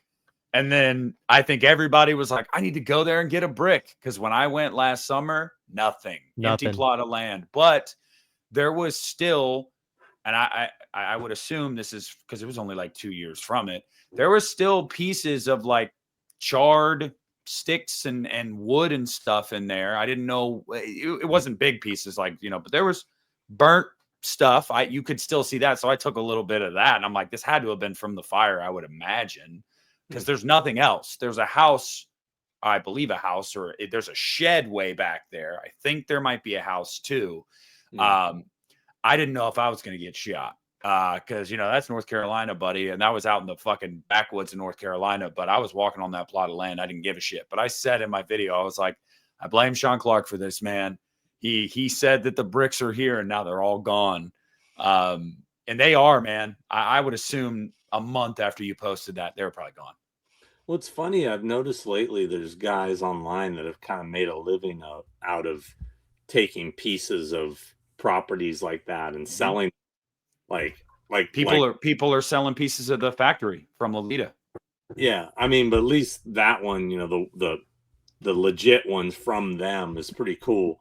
But like there's like, I don't know if it's one dude or multiple dudes, they're like packaging them really nice with like little COAs and all this stuff, and they'll have like a little piece of wood from something or this, and it kind of blows my mind, all the shit that I've walked away from. Like, oh man, there's tons of pieces. Isn't it cooler when you do it yourself? You know what I mean? Like, yeah. It's all that. I mean, even then, it's kind of like I look at like a brick I took from something. I'm like, really? Why did I take this brick? I mean, it's kind of, how could I even prove this is really it? Yeah. Like, I took a rock out of the front yard from the Myers house in South Pass, and I remember TSA had to weigh it to make sure it wasn't too heavy so I could take it on the flight. And I was like, thank God, because like this is from the Myers house. Like I'm not getting rid of this thing. I remember telling Christian about that. He's like, dude, you're ridiculous. You took a fucking rock. Do you have a rock, Sean? Do you have a rock? Dude, I've got you. I think I've told this story before, but I've got the ultimate so when I first went to where the Myers house used to be, before they moved it, when I first went there, it was an empty lot. Like that whole block was demoed from the corner, where Tommy and Lori first meet and they start to walk past the houses. That whole block had been torn down. And at the time, if you watch the movie, when Tommy and Lori walk up to the front door, there's the sidewalk, and then just in front of the sidewalk were two stepping stones. Yeah. And they were that led up to the Myers house. Mm-hmm. So I went back and located those. And for whatever reason, I only took one, but I brought a shovel and I dug it up, and it is in my backyard. That's even crazier, Nick. He's got you beat. That's crazy. My stepping stone. I have stepping stones, and there's one that doesn't match, and that's the one from the Myers house. Yeah, that beats a rock. I couldn't have taken that on the fucking flight anyway, Christian. But no, it was crazy too, because I know Sean's a lot more familiar with South Pass, probably been dozens of times. There's this like cool little coffee shop right in front of the Myers house to the left there. And my mom was like, oh, let's go in there and get coffee. And I was like, Mom, the Myers house is literally right there. Like, didn't you want to see that? She's like, well, I want to get a coffee. I'm like, whatever. Mom wants a coffee. Yeah, I got a coffee too. It's a different world though, because we come out of the coffee shop and we go right, and the Myers house is right there. And crossing the street is Jason Segel, like on a jog. The actor Jason Segel, and my older brother called it out. I had said before we got out of the car, I'm like, guys, you're in a suburb of LA. You might see a celebrity. Don't be that guy if you see a celebrity. And he saw Jason Segel and he goes, guys, that's fucking Jason Segel. And he like turned at us and just like did like a hi and just like kept going. I was like, dude, really? Like, did you have to do that in front of everybody? Like, it's just weird. But it's true. I mean, Sean, I mean, shit, I'm sure you see, well, you go to fucking cons and shit, but like, that's the first time I've seen just like a famous person just chilling. Yeah, it happens a lot. I mean, you said he was jogging or whatever. That reminded me of one time I went over to Nick Castle's house. I think we did a signing or something. I can't remember, but he wanted to go to some place for lunch. And he said, hey, let's walk down the street to this place. And so we start walking down the street. And we're walking down the sidewalk, and I'm standing there talking with Nick. We're just walking. And all of a sudden I look up ahead of me, and coming at me, power walking, is Jack Black. And he was like clearly on like a jog, but it was more like a power walk. And he goes right past us, and Nick is talking the whole time. And I'm like, hey, did you not realize who that was? And he's like, I said it was Jack Black. He goes, oh, really? I didn't notice. Jack Black. There was a picture that went viral last year of Jack Black in downtown LA just taking pictures with fans. He was wearing like, I don't know, like you saw that picture, Christian, the shorts with the flames on him and shit. Yeah, and like he's always got like this weird like space shirt with like kitty cats on it and stuff. Yeah. And I mean, that just reminded me of that. But there's a video, I need to put it out. I don't know why I hesitated. I think maybe because I don't know. But during the pandemic, during COVID, we filmed those, the movies that made us episodes for Netflix. Mm-hmm. And I was with, I got interviewed on a few of those, but I was with Nick when they shot the footage of him at the Myers house, right? Mm-hmm. And so I'm inside the house, like at the top of the stairs, while he's down at the front door meeting this fan that came up. And they kept reshooting it. And it was actually a real thing. A fan showed up in a Myers costume to take pictures in front of the house when they were shooting this episode. And they literally just said, hey, you want to be in this? And they made it like they bumped into each other for the first time, but it really did happen that way. Anyway, I was shooting stuff inside the Myers house and all this stuff. And during the filming, I thought I was going to put out this just a little behind the scenes of the movies that made us video. And I need to put it up eventually. I don't know why I haven't. I think I didn't want to piss off those guys because I really didn't have permission to do that. I was just kind of doing it, Yeah. But I think by now it's been long enough that it would be okay. But something that popped in my head, which was kind of a really cool thing. So when they had the filming crew there for the episode, part of, I guess, for insurance and stuff, they have to have somebody from the fire department there. It's kind of a requirement on all film shoots. So this guy's there, and I'm outside talking to him, and he said, my old former fire chief played Michael Myers' dad in the original Halloween. And I'm like, wait, what? And he goes, yeah. And he tells me the guy's name. I don't have it. I have it written down somewhere. Anyway, he was just a fireman on the set working, and Carpenter liked the way he looked, and he asked him if he wanted to be in the scene where they take the mask off. And Michael, mm-hmm. I don't think that's really his voice. I think that's an overdub. Mm-hmm. But he's the guy who plays Michael's dad who takes the mask off. And he ended up becoming a fire chief in South Pasadena and retired. And I looked him up. I tried to convince him to do a convention. Anyway. What? He didn't want to? Do you mind if I say the guy's name, or do you want me to not say his name. It's not out there. Are you looking on IMDb? Well, Google AI. What's it say? George O'Hanlon Jr. No, it's incorrect.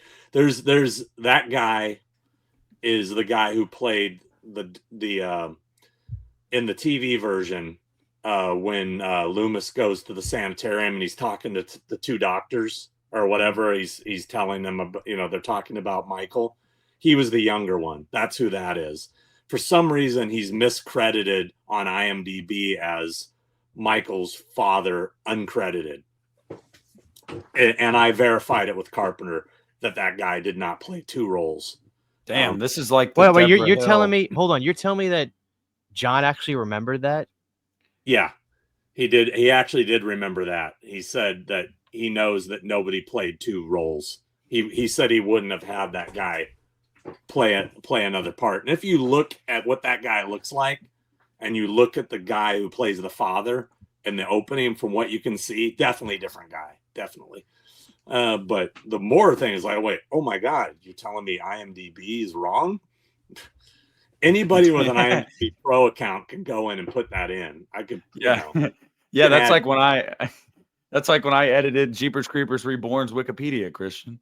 Like you could do that.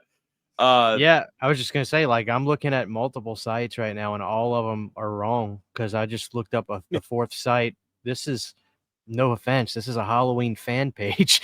Yeah, that says it's George O'Hanlon Jr. Yeah, well, they're all going off of that IMDb information that nobody knows where it came from.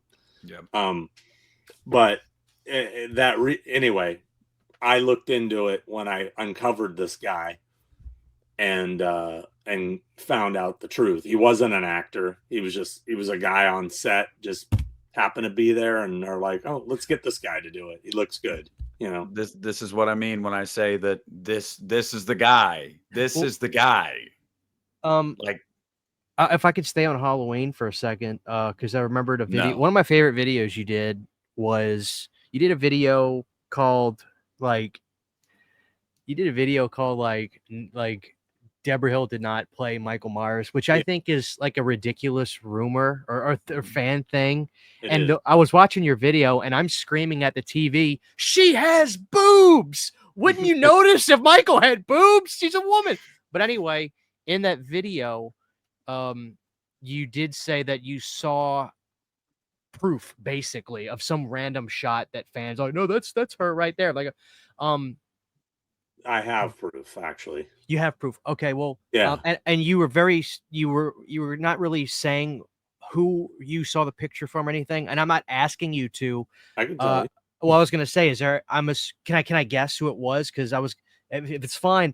I remember buying a book from Kim Gottlieb, Walker, and I assumed that's who it was from. Maybe I'm wrong.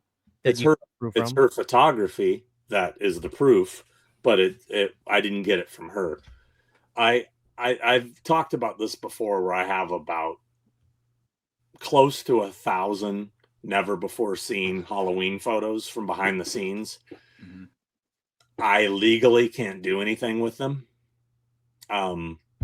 It's a long story, but they technically are the property of Malakakad, and he says he's going to do something with them, and here we are, we're waiting. But I have high-res scans of all of them, and he knows I do. I had to turn over all the negatives and proof sheets and everything to him. But I got it all from Erwin Yablans. Erwin had a box of stuff that he wanted me to start working with him for conventions, and we had a lunch meeting, and we're having lunch at Musso and Frank's on Hollywood Boulevard. And he has this box sitting there, and then he goes, well, we agree to work together. And he goes, well, here, take a look at this. Tell me if you think there's anything in here we might be able to use. And I start looking, and I felt like fucking Indiana Jones. Like, just found the Grail or the Lost Ark. And I'm just looking at this going, yeah. And he's like, and he's like, well, take it home with you, and look through it, and tell me what you think. So the dude just handed me a treasure trove of Halloween stuff that's never been seen. And it's all stuff that Kim didn't have, you know? And I went home, immediately bought the most expensive high-res scanner that did negatives, did slides, did proof sheets. I mean, high-res scans like as big as you can do it, where each picture took 5 minutes to scan, you know, I mean, like, and I did all that shit. And then somehow, right when I got finished scanning it all, Malik had spoken to Irwin, and Irwin just tells, oh, by the way, I gave Sean all this stuff. And Malik's like, wait, what? What did you give him? And then Malik's like, that's property of Trancas. You know, that's our property. So he immediately said, you need to bring this stuff in immediately. Was he mad? He wasn't mad because he trusts me. We're friends and everything, but he did not want that stuff out. Do you, if I can ask, because look, I'm a Halloween nerd too. Yeah. If I can ask, Not me. you know, there was all these documentaries and stuff about them wearing a clown mask and all that. I mean, is there pictures of the supposed clown mask that they had on? Did you mean test masks and stuff? Yeah, I'm sorry. Yeah, like the test masks. No, this is all just like on set, behind the scenes, on set. There's amazing photos, man. I mean, there's photos of Nick in the station wagon practicing strangling Annie, but he's wearing the mask, but he's wearing just a t-shirt, a short sleeve t-shirt, you know. So he's not even wearing the jumpsuit, you know. And there's my favorite photo I have, and I've actually want to get it blown up into a giant print. Is there's a photo shot, like, picture this. The camera is in the middle of the street, pointing directly at the side of the bush, right? So not from one side or the other, directly straight on with the bush, right? And in the photo, Annie is walking towards the bush, and on the other side of the bush, Nick is just standing there. It's so fucking cool. It's my favorite photo. And nobody. The moment before he steps out, but or no, he was. But he does, because he's already gone. Yeah. Okay. But it's clearly like, just like, I don't know if that was a posed thing. I don't know, but there's tons of, you know, crew people and shots that I've never. I mean, I showed a bunch of them to Carpenter and asked him, who's that guy? Who's that? He was telling me all the people who they were. There's let's see. I want to see him. I know. I'll show them to you. I just can't send them to anybody. You heard that, Nick? We got him. But I'd be more than if you ever came to my house, or if you ever see me out like at a convention, I usually have my laptop. They're on my laptop. But like, there's tons of pictures from the inside the car with Loomis and Nancy Stevens, like, where you can see that they're in a little garage, and you can see like the hoses, and you can, you know. I have a question. Yeah. So I read Charles Band's memoir last year, and he talked about Tourist Trap was filming right next to that movie at the same time. And he said in his book he visited for a couple days. Do you remember seeing Charles Band at all in any of those pictures? No. Okay. That would have been amazing if you did. Let me see. Yeah, there's some insane photos in there. Like, there's a really cool one of the clothesline shot, you know, where Michael's standing by the clothesline, you know, looking up. Right. There's a shot from ground level of, you never see that angle, you know, of him standing there. So you literally can only see his head above the clothesline. And then there's some other shots where Nick had taken the mask off and put it on the clothesline. So there's literally a mask hanging from the clothesline. There's some of those. Cool. There's some color shots I've never seen. There's a real good close up of Annie with the slit throat, and you can see how bad the prosthetic is. Like, it's really bad. But there's a cool shot of Tommy Lee Wallace and what was his name? Was it Ron Moore, who's the production assistant? He was his assistant, and they have the tombstone, and Nick's in the mask behind the tombstone, and they're posing with it and stuff. There's some really amazing photos. Correct me if I'm wrong. Didn't you say or you found out who has that tombstone? Yeah, a fan. Yeah. That's the screen used one, right? Yeah. He bought it from that. Randy Moore is his name, not Ron. Randy Moore, who bought it. Yeah, from Randy. Yeah. Well, Sean, have you ever asked these guys, like, hey, can you bring this to? Maybe you have, and I've never been, so I wouldn't know. But like, did you ever ask some of these people that have stuff like this, hey, can we bring it to the Halloween convention? Let's say the last one. That way, people could see it. Yeah, I mean, there's been stuff on display at the conventions that wasn't mine. So some fans have contributed. This guy, I don't think he wants anybody to know he owns it. He doesn't. He was kind of reluctant to even tell me. But he told me and just said, "Look, I'll let you know." And he showed me a picture of it. But he said, "I don't want to sell it. I'm not going to sell it. Don't ask. Please don't tell anybody I have it. I don't want people pestering me." So he doesn't want anybody to know. Fair enough. So I doubt we'll get him to bring it to a show. But if I can, real quick, Nick, I always wanted to ask Sean this since I saw it. When you guys interviewed Tom Savini, I love Tom, and he's definitely not a guy that like minces much. But I remember he completely took a shit on Halloween when y'all interviewed him. Yeah. And he was saying how the opening scene makes no sense. If it's a kid, why is she towering over the sister? When you hear that stuff, does it almost? When I heard it, I was like, wait a minute, does he have a point? When you're hearing that, do you not really think much about what he's saying in the moment when he's saying it? I didn't care. That's just his opinion. Whatever. Part of me was like, well, wasn't she sitting down? She was sitting down. Yeah, but whatever. I mean, great interview, by the way. I loved it, but I just thought that was really entertaining to watch him just say. I was like, whoa. Yeah, he doesn't seem to have a high opinion of the Halloween franchise. So whatever. Yeah. Different strokes, I guess. It's all good. There's something for everybody. That's Christian likes Freddy's Dead. I still can't get behind it. I can't do it. I don't. Not good. I don't go around bragging about that. You know what I'm saying? No, yeah.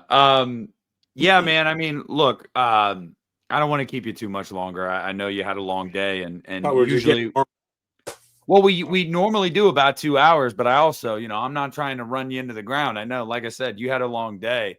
But obviously we touched on this a little bit.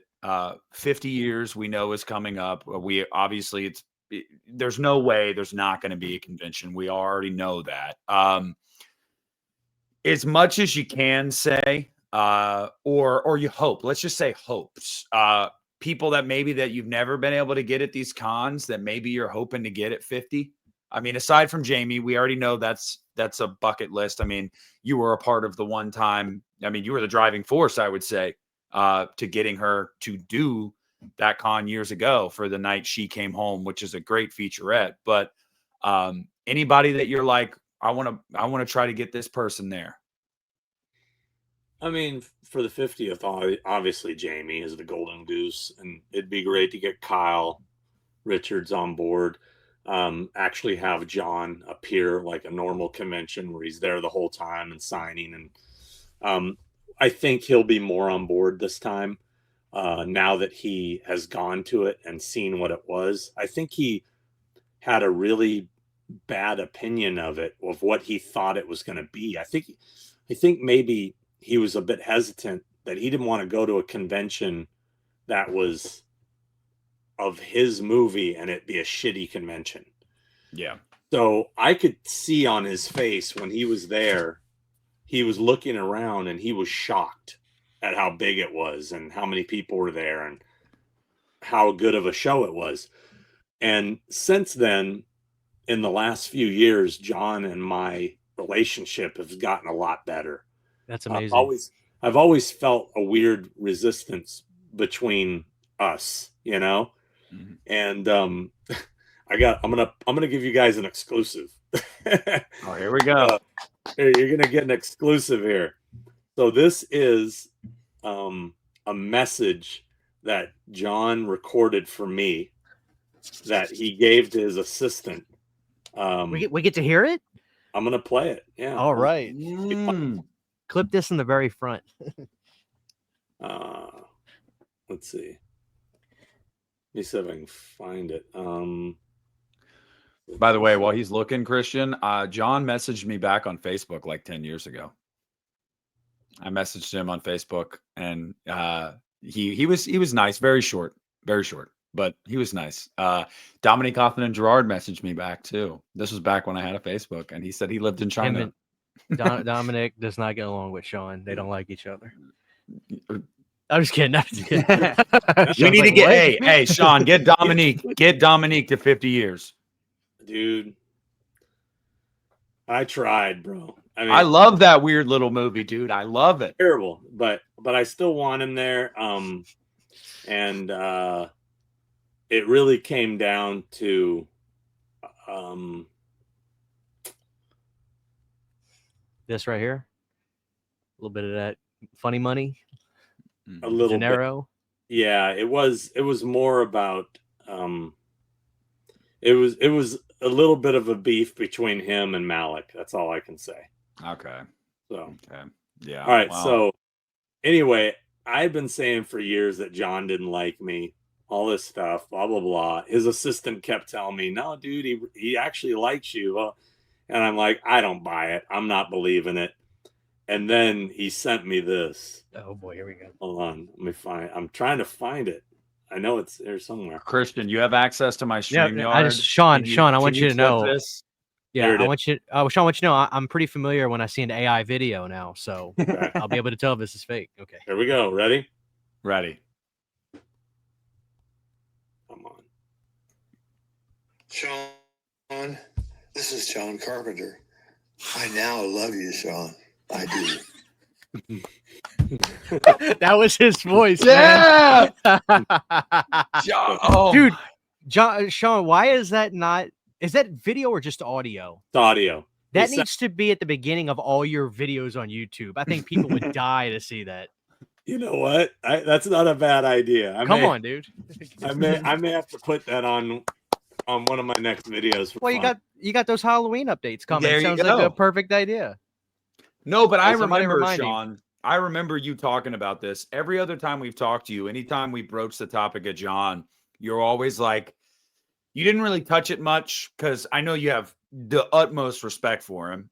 But you were always like, you know, he's not a big fan of all of this. And, you know, he's definitely a personality. But so because I felt like I'd wore out my welcome with him because I was constantly being asked to do his movies for Scream Factory, and they'd be like, "Oh, can you go interview John for Vampires? Can you interview John for In the Mouth of Madness? Can you interview John for Village of the Damned?" And it's like the guy was getting sick of seeing me. I could just tell every time I'd go over to be like, "Oh, this guy," you know. And I was just like, "Man, this is not how I want it to be when I go to John Carpenter's office. I want to be like, have a seat, man. How you doing?" It's like, I mean, literally, I've said this before. When I went to interview him for Village of the Damned, he walks in the room. We're all set up, and I'm sitting there, and he sits down. He goes, "I don't remember anything about this movie. What do you want to know?" I mean, I was just like, really? And then you know, it's his sarcasm. He obviously he answered the questions and he knew, but it was just clearly he's not a fan of talking about his shit. It's just it's a fact. Mm-hmm. And every time I was going to see him, it was for him to have to talk about his shit. you know. Yeah. I respect that about John. Do you almost wonder if he's hit some kind of, I don't know. I don't really know the word I'm looking for, but he's in his, his twilight years, and God bless him. Hopefully he's around for another at least 10 years. But do you think he's hit a point to where he's on the other side of the coin now and he can appreciate, what he's done and I was the going to ask fans the of what same he, thing. I think he has had, I think he's come around a little bit on it. I think maybe it's because it's made him a lot of money to come around on it, he's realizing, especially with, I think a lot of his revitalization, if you will, has come through the music and performing and really, I think that has opened him up more to the fans. I've never seen the dude happier than when he was on stage playing, Yeah. And I can relate. I mean, you're a musician too. I just recently found out you're a bass player, seen some of your videos, and there's nothing better than playing live. That's like the best thing there is. That's the only thing I personally miss about being a musician is playing live. I hated recording. I hated rehearsing. I loved playing live. Agree. Yeah. In fact, tomorrow is our first band rehearsal for this reunion show we're doing on the 22nd. This band I haven't played with in 34 years. It's fantastic, dude. Gonna be interesting. Hey, I was a vocalist. I was in bands all throughout my early 20s and high school and stuff. So yeah, I can relate. It's what did you play, Sean? Or were you vocals? Were you guitar? What's your? I've done it all. I sang in a band at one point. I've always been a drummer. I'm like 99.9% time the drummer. I play bass. I play guitar. I do a little bit of everything, but I always end up being the drummer. In this band, I was the drummer. So I was 18, 19 years old, hardcore band. We did a 7-inch. We did an album. And the band broke up in 1990. Like literally broke up the week before our album came out. So we never even had a chance to play it live, like for people that knew it. And this is the one band I've been in that I never expected in a million years would reunite. There's a band called Yuck Mouth. And a friend of ours passed away who was big in the music scene. He played bass in a band called Carrie Nation. He ran a record store called Zed Records in Long Beach, which was a seminal hardcore store in LA County. And he ran a label called Nemesis Records, put out the first release by a little band called Offspring. And he was a friend, and he passed away. And they announced this benefit show for his family. All the money's going to his family. And all these bands are reuniting. And one of the guys in our band started a text chain. I still see the bass player a lot. We're still pretty close friends. But I don't see those guys at all. Like, we don't talk really, nothing. And somebody sent a text chain and said, hey, we should really go to this for Big Frank. Be like old times, see a bunch of old friends. And everybody was like, fuck yeah. And then somebody said, shit, we should play it. And I'm like, I read that and I was like, no chance in hell these guys are going to say yeah. And everybody said, yeah, we should. I'm like, holy shit. So now the show is on the 22nd of this month. Today is the 7th. Mm-hmm. We have not practiced yet. Tomorrow is our first rehearsal. And the show is in 2 weeks. 2 weeks from tomorrow. Hell yeah, dude. So are you gonna do any video of it? Are we gonna see this? Yes. Yeah. This whole thing is gonna be documented. But the thing that was getting scary was when I agreed to test my wrist, I was like, man, what's going on with my wrist? So it started to get to the point where I don't know if I'm gonna be able to play. And I went ahead and opted for the surgery just to be able to be ready for this show. I said, fuck it. I can't chance it. I'm not missing this. This is only going to happen once. Do you ever still dick around on the drums for fun? Yeah. No, my other band, Malfunction, recently reunited, and we were in the process of actually doing something, and we were about to record, and the wrist thing started. And then this yuck mouth thing popped up. So this has kind of sidetracked me a little bit. Once this show is over on the 22nd, then we're going to get back in the studio and see what happens with that band. Now, that band had potential. That band was legit. Like, that was a band, we almost made it. This other thing was just a bunch of kids being stupid and having fun. And,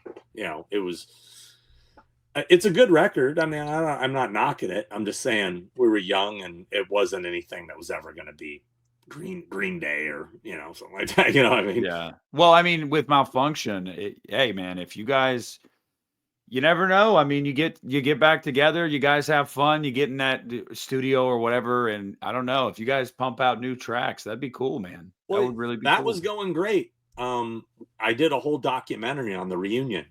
And the documentary, I don't want to toot my horn. The documentary is fucking great. And everybody who's seen it, like, people are like, dude, this is one of the best music docs I've ever seen. And I couldn't believe the glowing reviews we were getting from people, like big time musicians and stuff too, saying this to me. And unfortunately, that whole project is halted because the singer had some issues with the documentary. And it's been shelved at the moment. So it's funny, the documentary caused a little bit of drama that has made things weird now. So yeah, we got some kind of monster situation on our hands, guys. Yeah, which is a great doc, man. It is a great doc, but it made Lars. I think that's when I finally realized, oh, Lars, you're something. I don't know how else to put that. And here's the thing, there's me and the singer are the two. We're very strong personalities, and that's really the big thing, and that is that I was used to running the band. I was the responsible guy. I was the guy that booked all the shows. I was the guy that did everything. But now he is the professional musician who has a career and is a big deal in the music world and plays with, guys like Slash and Steve Stevens and Matt Sorum and, all these world-class musicians.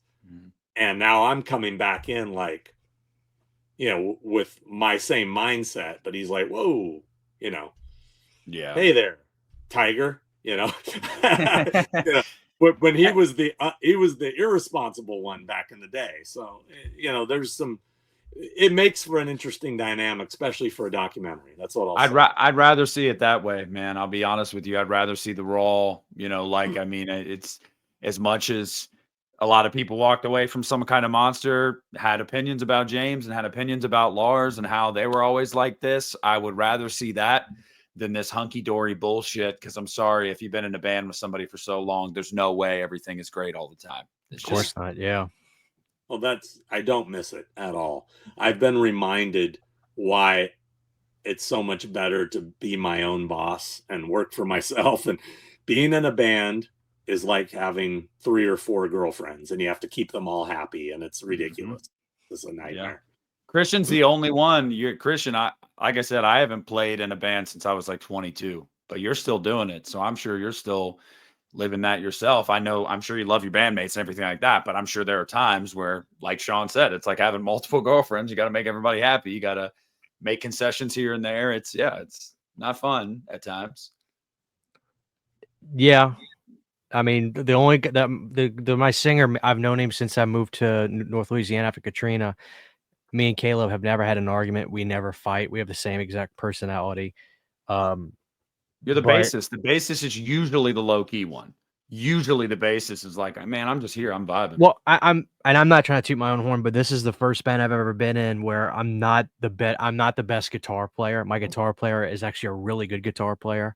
So I don't have to get mad when people don't practice or they play like shit, So my relationship with my band's actually really good, and I'm the only one that doesn't have any kids yet. But the irony is they want to practice more than me. They want to get out the house, and they're always like, "Let's practice, let's practice." I hate practice. I hate it. Practice sucks. It's the worst. You know. I'm actually really looking forward to tomorrow, just because I haven't played with these guys in 34 years. It's going to be fun. It's going to be fun to revisit it. I'm a little nervous about the wrist because this is the first real since the surgery. And even doing that, I'm feeling some real discomfort in there. But, it is what it is. We'll see what happens.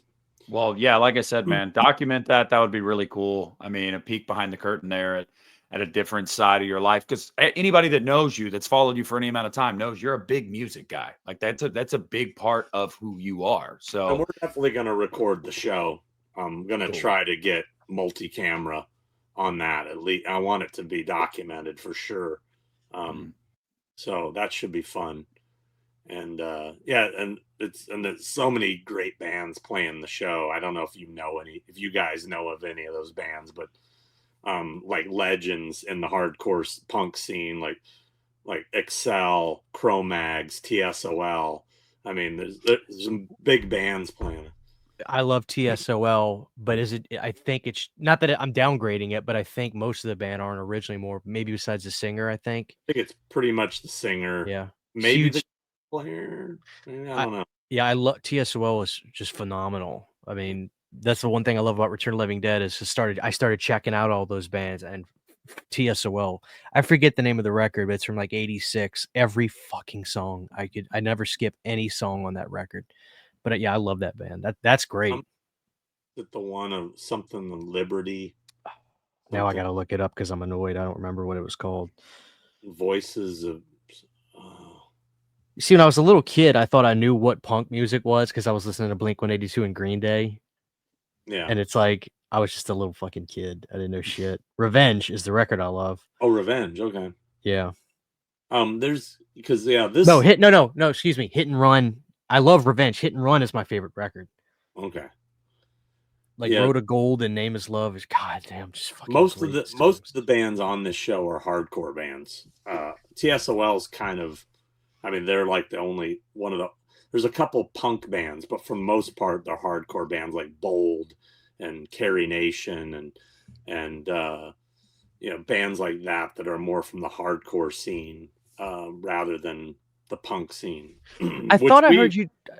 I'm sorry. So we kind of crossed over into both.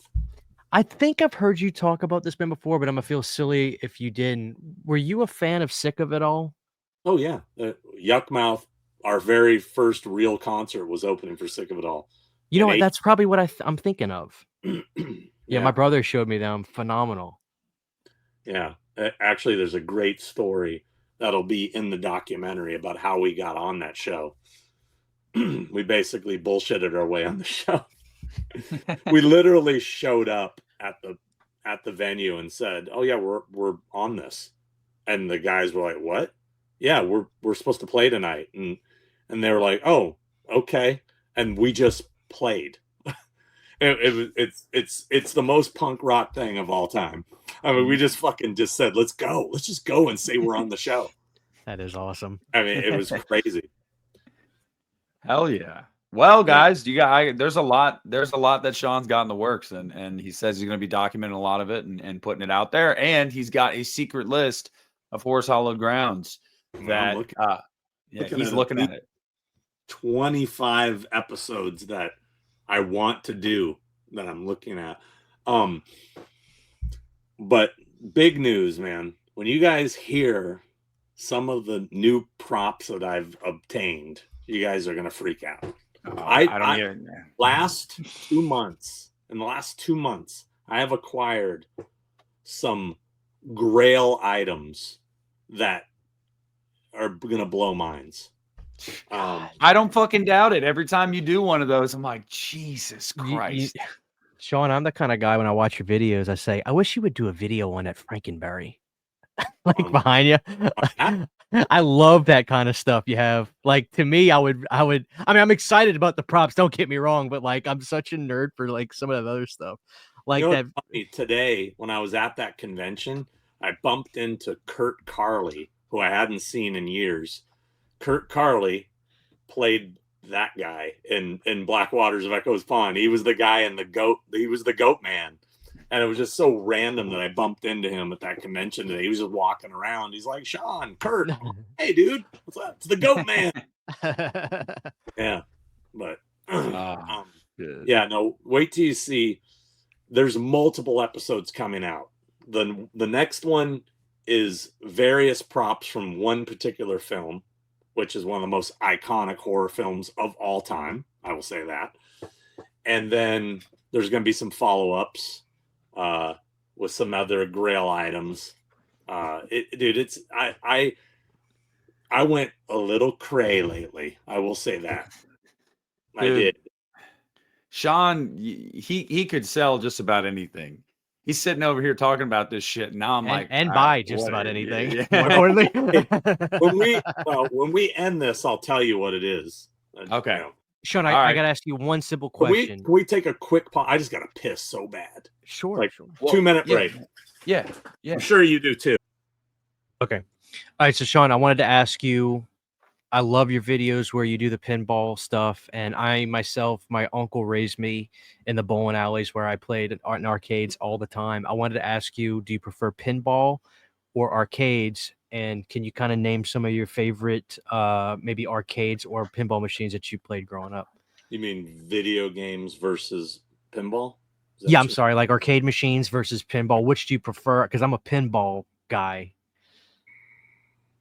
I think I'd probably prefer the video games more. I love pinball. I love them both.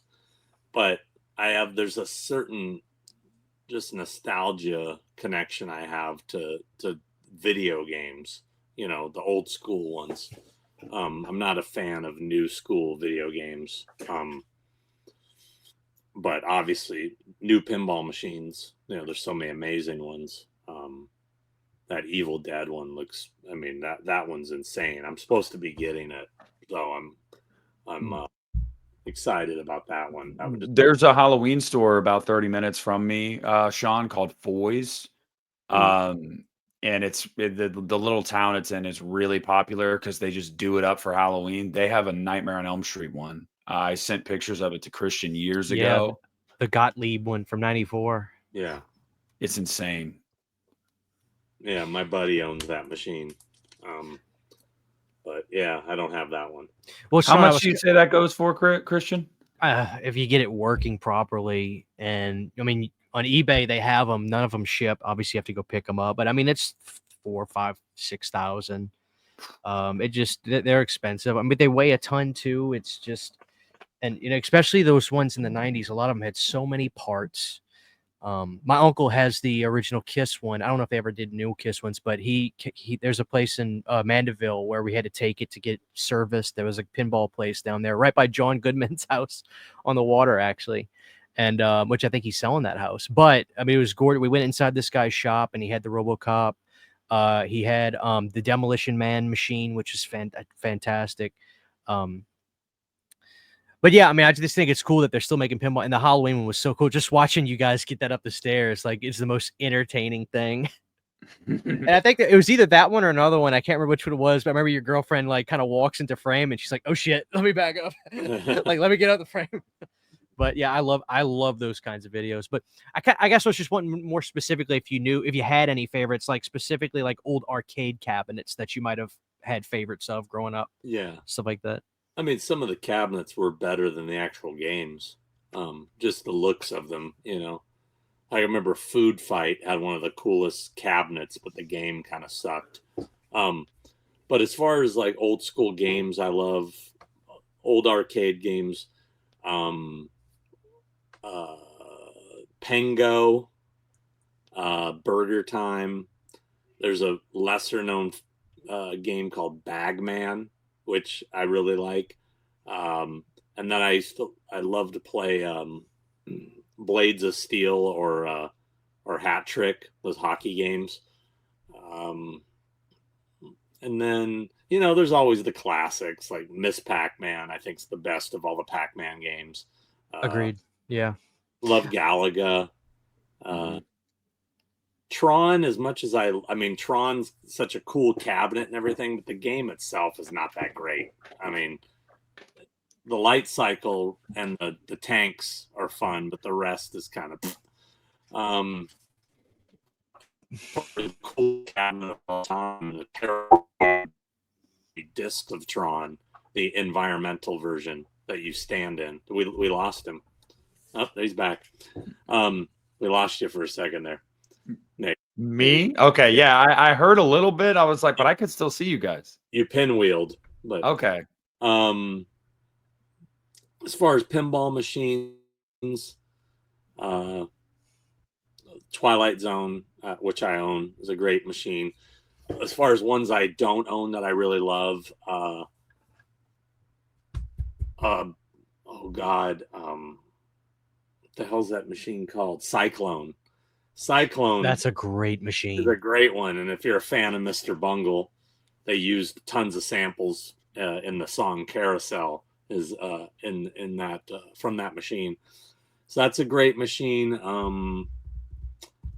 Bride of Pinbot is a great pinball machine. I've got a soft spot for the T2 pinball machine. You know, let's see. One of the best new machines I've played, the two best new pinball machines I've played recently is the Jaws limited edition and the Godzilla pinball machine are both fucking great. So yeah, when I was the Jaws kid, right now. When I was a kid at my dentist's office in the waiting room, I was just Googling this because I wanted to get the name right. There was a game and you were like a bear and there was a witch and you had to like collect these gems. It was called Crystal Castles. Yeah. Dude, I fucking loved that shit. I would go to the dentist. I would ask my mom if we could go earlier than my appointment so I could play it. I loved that shit. That thing was so cool. Did you ever play that, Christian? No, I know of it, but I never. There was never one of those around me growing up. So awesome.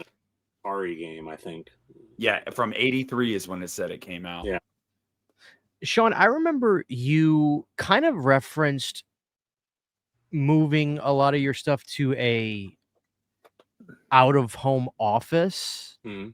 Are you there yet, or have I missed that? Or yeah, I'm not really showing it. Okay, fair enough. Okay. Yeah. Because I thought you were kind of saying you were moving stuff, but I guess that was just like a thing you said and you weren't really going to video it, I guess. Yeah, I just, you know, you start to get to a point in your collecting where it's like, you know what? I don't need to tell everybody where it's at. You know what I mean? Oh, yeah. Yeah. You know what I mean? So it's like, let's just leave it at that. Mm-hmm. So. Yeah. Plus, that makes complete sense. Space. I'm running out of space. You'll see what I mean when you hear about the more shit I got. Yeah, guys, he's about to drop a fucking bomb of props that are probably going to be insane, and I can't wait for him to tell us what they are. Also, yeah, dude, I don't know. It's fuck, man. He said one of the most iconic horror movies ever, and then your brain goes fucking everywhere. You're like, well, I'm what? trying to say, in my head, I said, well, he's already got this. Well, he's already got that. You know, so I don't know what it is. And it's multiple items from the same film. I'm gonna laugh when he opens his garage door in a video. I got Bruce the Shark. He's in my garage. The whole animatronic shark is in the garage. I want to know what this is. So, Christian, you got anything before we wrap? No, I thought this was actually a really chill, fun time, and this is my favorite one we've done so far. So I really appreciate you hanging out with us, Sean. It's always a pleasure to get to talk to you. It's been a long time. You know, I figured I'd give you some time. Let's get caught up. You know, yeah, lots of good shit coming, man. I want to get that Exorcist 3 episode done and out. The new collection video is probably going to be out by the end of next week. That'll reveal some of this mystery that we just talked about. Several collection videos to follow of new shit also. Like there's one of the items I did get was in auction recently. And people know about it, but they just don't know I'm the guy who got it.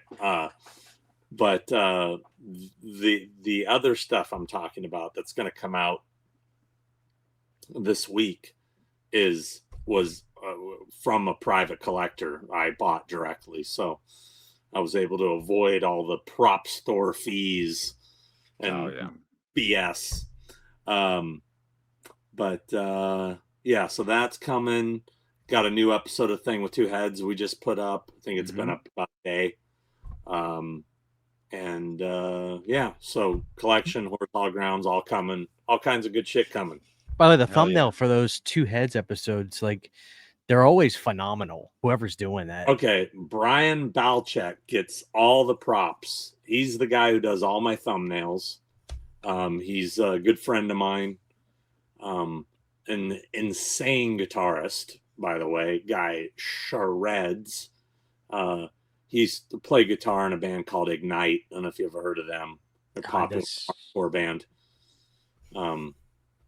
But yeah, anyway, guy shreds, good dude, and he's been helping me out.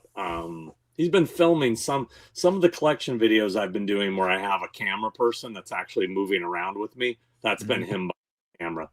So he's been a major part of helping build the channel recently. And he takes his damn time making those thumbnails, man. He doesn't mess around. Well, they're pristine, dude. Pristine. They're I mean, if I mean, you could probably sell some prints of those if you and your boys sign them, you know, and people would buy them. They're gorgeous, especially if you made, like, you know, 11 by 17s. People would frame some of them. And it's what I love about it so much is it's so punk rock because, you know, I do a lot of research on stuff and I'm trying to grow my channel's doing okay, but, you know, I'm always trying to, you know, make sure I'm on key with what the algorithm wants and stuff. And right now, simple thumbnails is what people says works. I mean, a face and one little image and, like, just keep it simple, straightforward. But those, it's a collage. Like, you, in every corner, there's something to look at. And it's exactly the opposite of everything that I'm reading of what you should do. But it works and it's gorgeous. And they're just so great. Well, I mean, yeah, I don't know. I think a good thumbnail makes people want to see it. Oh, absolutely. The thumbnails I hate, and I've yeah. Like this. Or they're like, you know, my favorite is, Sean, it's like, you know, and I'm not saying this like I'm somebody, because when I'm referencing channels really that are a lot bigger than me, or if they do a movie review, they'll give the thumbs up and it'll be like something positive. I'm like, I'm not watching the video. I know you like it now. It's like, what are you doing giving it away in the thumbnail? You know? Yeah, it goes back to the thing we were saying earlier about people that overdo their videos and they're like, hey, I'm front, you know, it's that version of a picture. Exactly. It's like, if you're doing that shit, you're the obnoxious guy I don't want to see the video of, probably, you know? Yep. I mean, I don't know. I just say, you know, I tell, just be yourself, man. Just be authentic. That's the most important thing as far as when it comes to videos. Be authentic. You know, don't fake it. I mean, I'm not going to waste my time faking it. You know, if people ask me all the time, dude, will you do this? Will you do this video? It's like, no, I'm not a fan of that. I'm not going to, I mean, I did it one time and I still regret it. The video is not bad, but it's unauthentic. I did it once because Scream Factory really wanted me to do a Hallowed Grounds for Someone's Watching Me, the John Carpenter made for TV. I don't like that movie. Did not care about that movie. But I made a Hallowed Grounds because the locations, there were very few. They were easy to find. But I was so uninspired, and I feel it comes through in the video. You know, I'm not excited at all. Like, yeah. And that is why one of my favorite episodes is Kiss Meets the Phantom of the Park. I was pumped at that one, man. It was amazing. I mean, it's probably my favorite episode you've done so far. And I'm being a big Kiss fan, you know, it's, you know, what can you say? It's Kiss Meets the Phantom of the Park. And I'm so stoked I finally made myself go do it, because not long after that, they tore the theater down. That the whole fight happened with the samurai and all that shit. The same theater from Spinal Tap, the theater, gone. They're putting they tore it down for a roller coaster. I was like, man, and because it was closed. I guess they were already planning on tearing it down. It was off limits, and we snuck in. And got up on stage. Dude. Nope, dude, that place was so unsupervised. I couldn't believe that we got away with what we got away with. Because if that was a Disney park, we would have been booted in 30 seconds. And for the record, Nick, Kiss Meets the Fan of the Park is one of the worst movies ever made, but it's also one of the best movies ever made. One of the best worst movies. There's a scene in that movie, Nick, where Ace wasn't on set, so his stunt double, who was a black man, played Ace Frehley. So it's hysterical. Al O'Linney is his name. Al O'Linney is the guy who was the black stunt double, aka Black Ace. Black Ace. I want him to do a convention, dude. I'm on it. God bless you, dude. I've been waiting for. I want to put him at the same show with Ace, but I don't work with Ace, and I'm waiting for the right show. When I see him announced for the right show, I'm gonna then contact that promoter and go, "Guess what I could give you? You can have gold, fucking real Ace and Black Ace in the same building." I mean, I think so many people would buy that 8x10 just for the Christian would. Well, just the Kiss fans alone. I mean, Kiss fans are like as crazy. I think Kiss fans are as crazy as Halloween fans, maybe even more. I mean, down to the nitty gritty of, there's a lot of lore with Kiss too, with as much as Halloween. I mean, with all the crazy shit Nick, it's so crazy in Kiss. Like, people know who did the drum track on a record. Like for certain records, they know that people didn't, there he is. That's it. That's the Black Ace. That's Black Ace. That's Black. It's hysterical, man. Hey, that's my mom's favorite band of all time. So she could probably give me some of that trivia. That she's one of those obsessive Kiss fans. She used to have every record. Tiny question, and then we can wrap on this because I want to end this on a funny note or just a weird note. Dynasty or Unmasked? Dynasty, all day. I love Dirty Living on that record so much. I love Peter's voice, but I love Unmasked as well. Naked City is like the Gene song. Some of those Gene songs on both those records I love, but dude, charisma on Dynasty. What is my come on. Like, have you heard Gene playing that lately on his solo tours? It's down tuned really low, so it sounds like just like this dirty, nasty rock. Is it my body? Is it my brain? His voice is so low. I mean, come on, the bass line on Sure Know Something. Sure Know, it's fan. I play when we sound check. When we sound check the other night at one of our gigs, bassist, let's go line. And I always go, I always do that. I was at an Anthrax show years ago, hanging out during sound check, and Frankie's up there. I'm like, hell yeah, that's the jam right there. But yeah, I mean, come on. Unmasked, the corniest I could. She's so European. One of a kind. One of a kind. I mean, yeah, I know. But you know what? I mean, I what can I say? I love Unmasked. I will, if you said, Christian, let's go listen to The Elder for this entire car ride, I will say, fuck yeah, let's listen to The Elder. Dude, I love The Elder, dude. The Elder rocks, dude. I'm sorry, but yeah, dude. I mean, that song rips. I mean, if you don't like Paul doing the falsetto, that's on you. But it's actually a good album. It is. There you have it, Nick. I'm done. No, by the way, good. You're good. By the way, John Bush is one of the greatest vocalists in metal of all time. You mentioned Anthrax. Yep. Sound of White Noise. I always argue with my brother. everybody's a Metallica fan, and I'm not saying this because I know Nick loves Metallica. I always say throw any record at me. It's not better than Sound of White Noise. I always fight with people because I am the biggest John Bush fan. I was a huge Armored Saint fan, so Absolutely. who I saw open recently for W.A.S.P. They're on tour with W.A.S.P. So. How's John sound? Sounds He good still? Amazing. Shit. That guy has got pipes. He does. Yeah. I'm gonna make Nick listen to Sound of White Noise one day, and he'll be like, "All right, Christian, you're right." And Scott Ann said that James Hetfield told him that Only is a perfect song, and that's the most truest statement James Hetfield's ever said, as far as I'm concerned. You brought up Metallica, and I just there was something that when it made the rounds the other day, more sour grapes from Dave Mustaine. Like even as somebody. Stop it.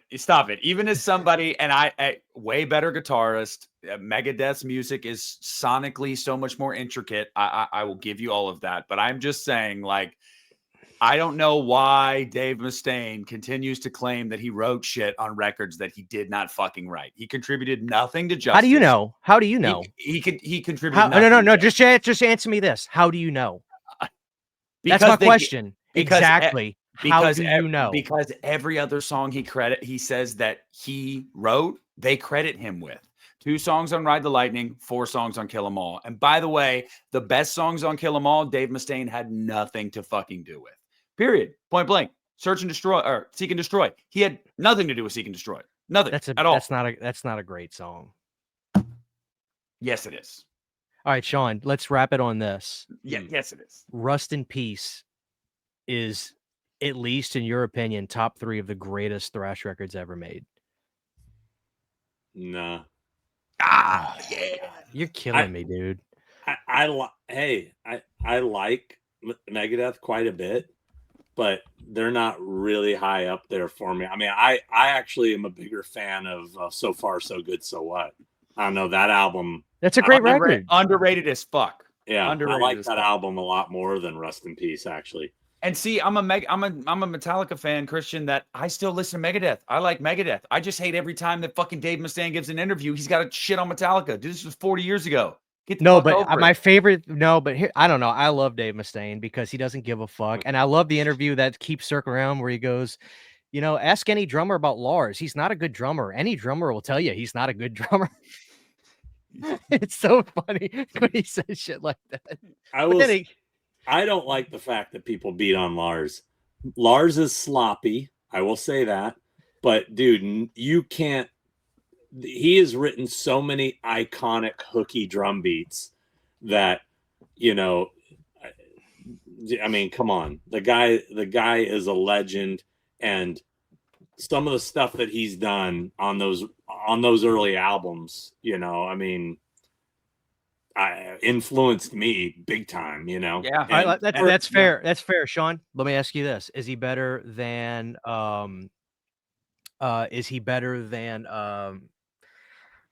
Don't you throw out somebody like fucking? No. I'm trying to think of the drummer for Slayer. His name's slipping me. Dave Lombardo. Is he better than Dave? No. Is he better than? Not better than Dave Lombardo, but he's definitely wrote more hooky, memorable, iconic beats than Dave Lombardo. But why does it seem like he is getting worse rather than better? Because he's getting Lars. Yeah, he's in his 60s. He plays like shit. Oh my! He plays like shit. My big criticism of Lars is he's a drummer that likes to improv constantly, and he never plays the beats the way they were recorded. And as a drummer, that makes me crazy, because when you're sitting there in the concert, you're wanting to air drum, and he's missing all the key fills, and you're like, well, fuck, come on, dude. And so he's a little sloppy. His timing's a little sloppy, but you know what? Again, those iconic beats, man. No.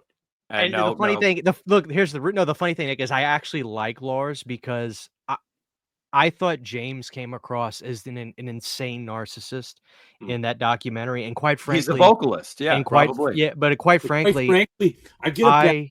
Okay, and James gets all the credit. I don't know why.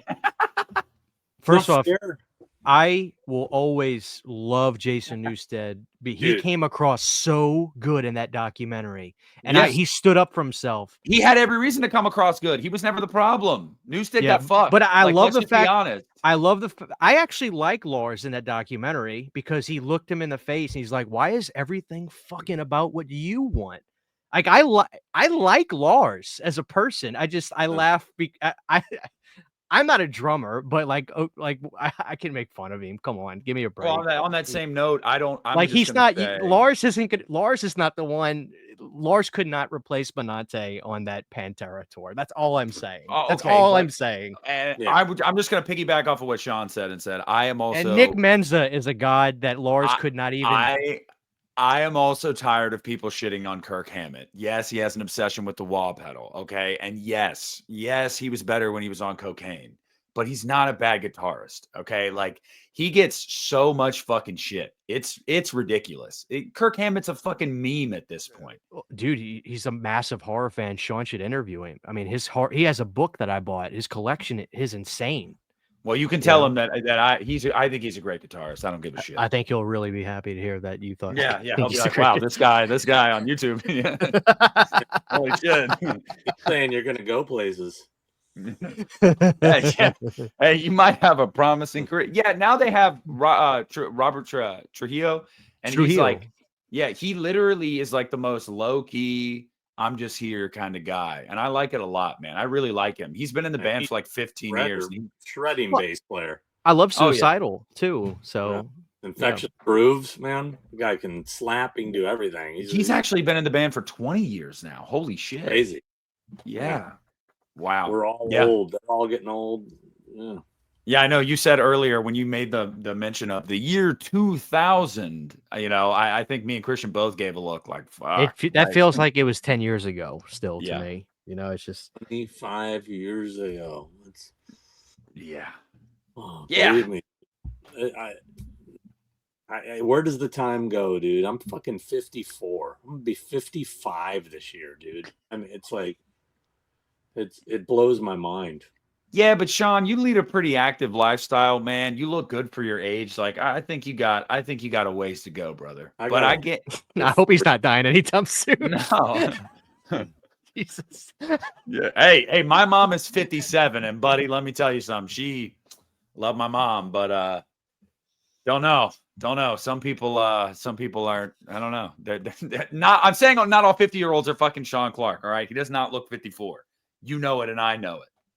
It's like I'm not even saying this for Sean's sake, but dude, it's like nobody seems to age anymore. And maybe it's just as we all get older, it feels like the world's moving with us and not past us. Like I don't feel like the world's moving past me. I feel like it's moving with me, if that makes any sense. So, it just is what it is, That is, I wish my body felt like it looks. Because I tell you, man, you're getting older, shit like the wrist and things start happening, health. It's like you start realizing, oh, man, well. Oh, Sean's not careful. There's a limit. There's a time limit here. If Sean's not careful, he's going to be around to put together the Halloween 100 Years of Terror. All right, I'm telling you that right now. Yep. All it's gonna be is just booths. There's gonna be no actors. Hey, no, you might have no. Well, maybe there'll be 1,000 more Halloween films by that point. At least 5 or 6 more. What am I saying? Yeah, hell yeah. All right, Bush, cool.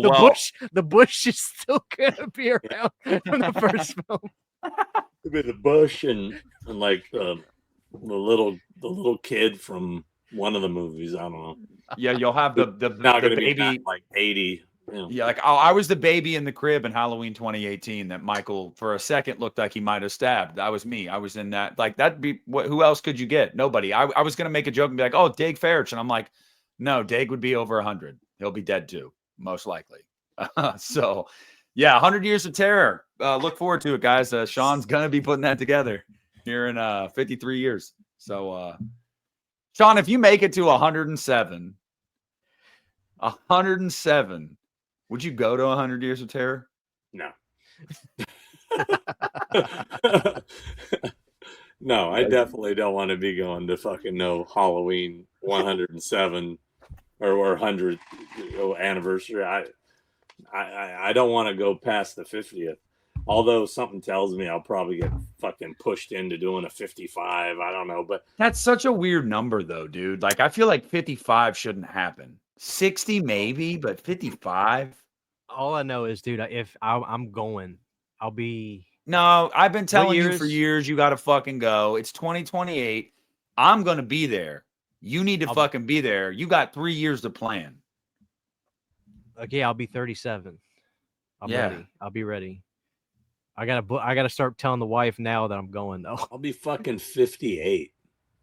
Yeah. You'll still be doing it. Hey.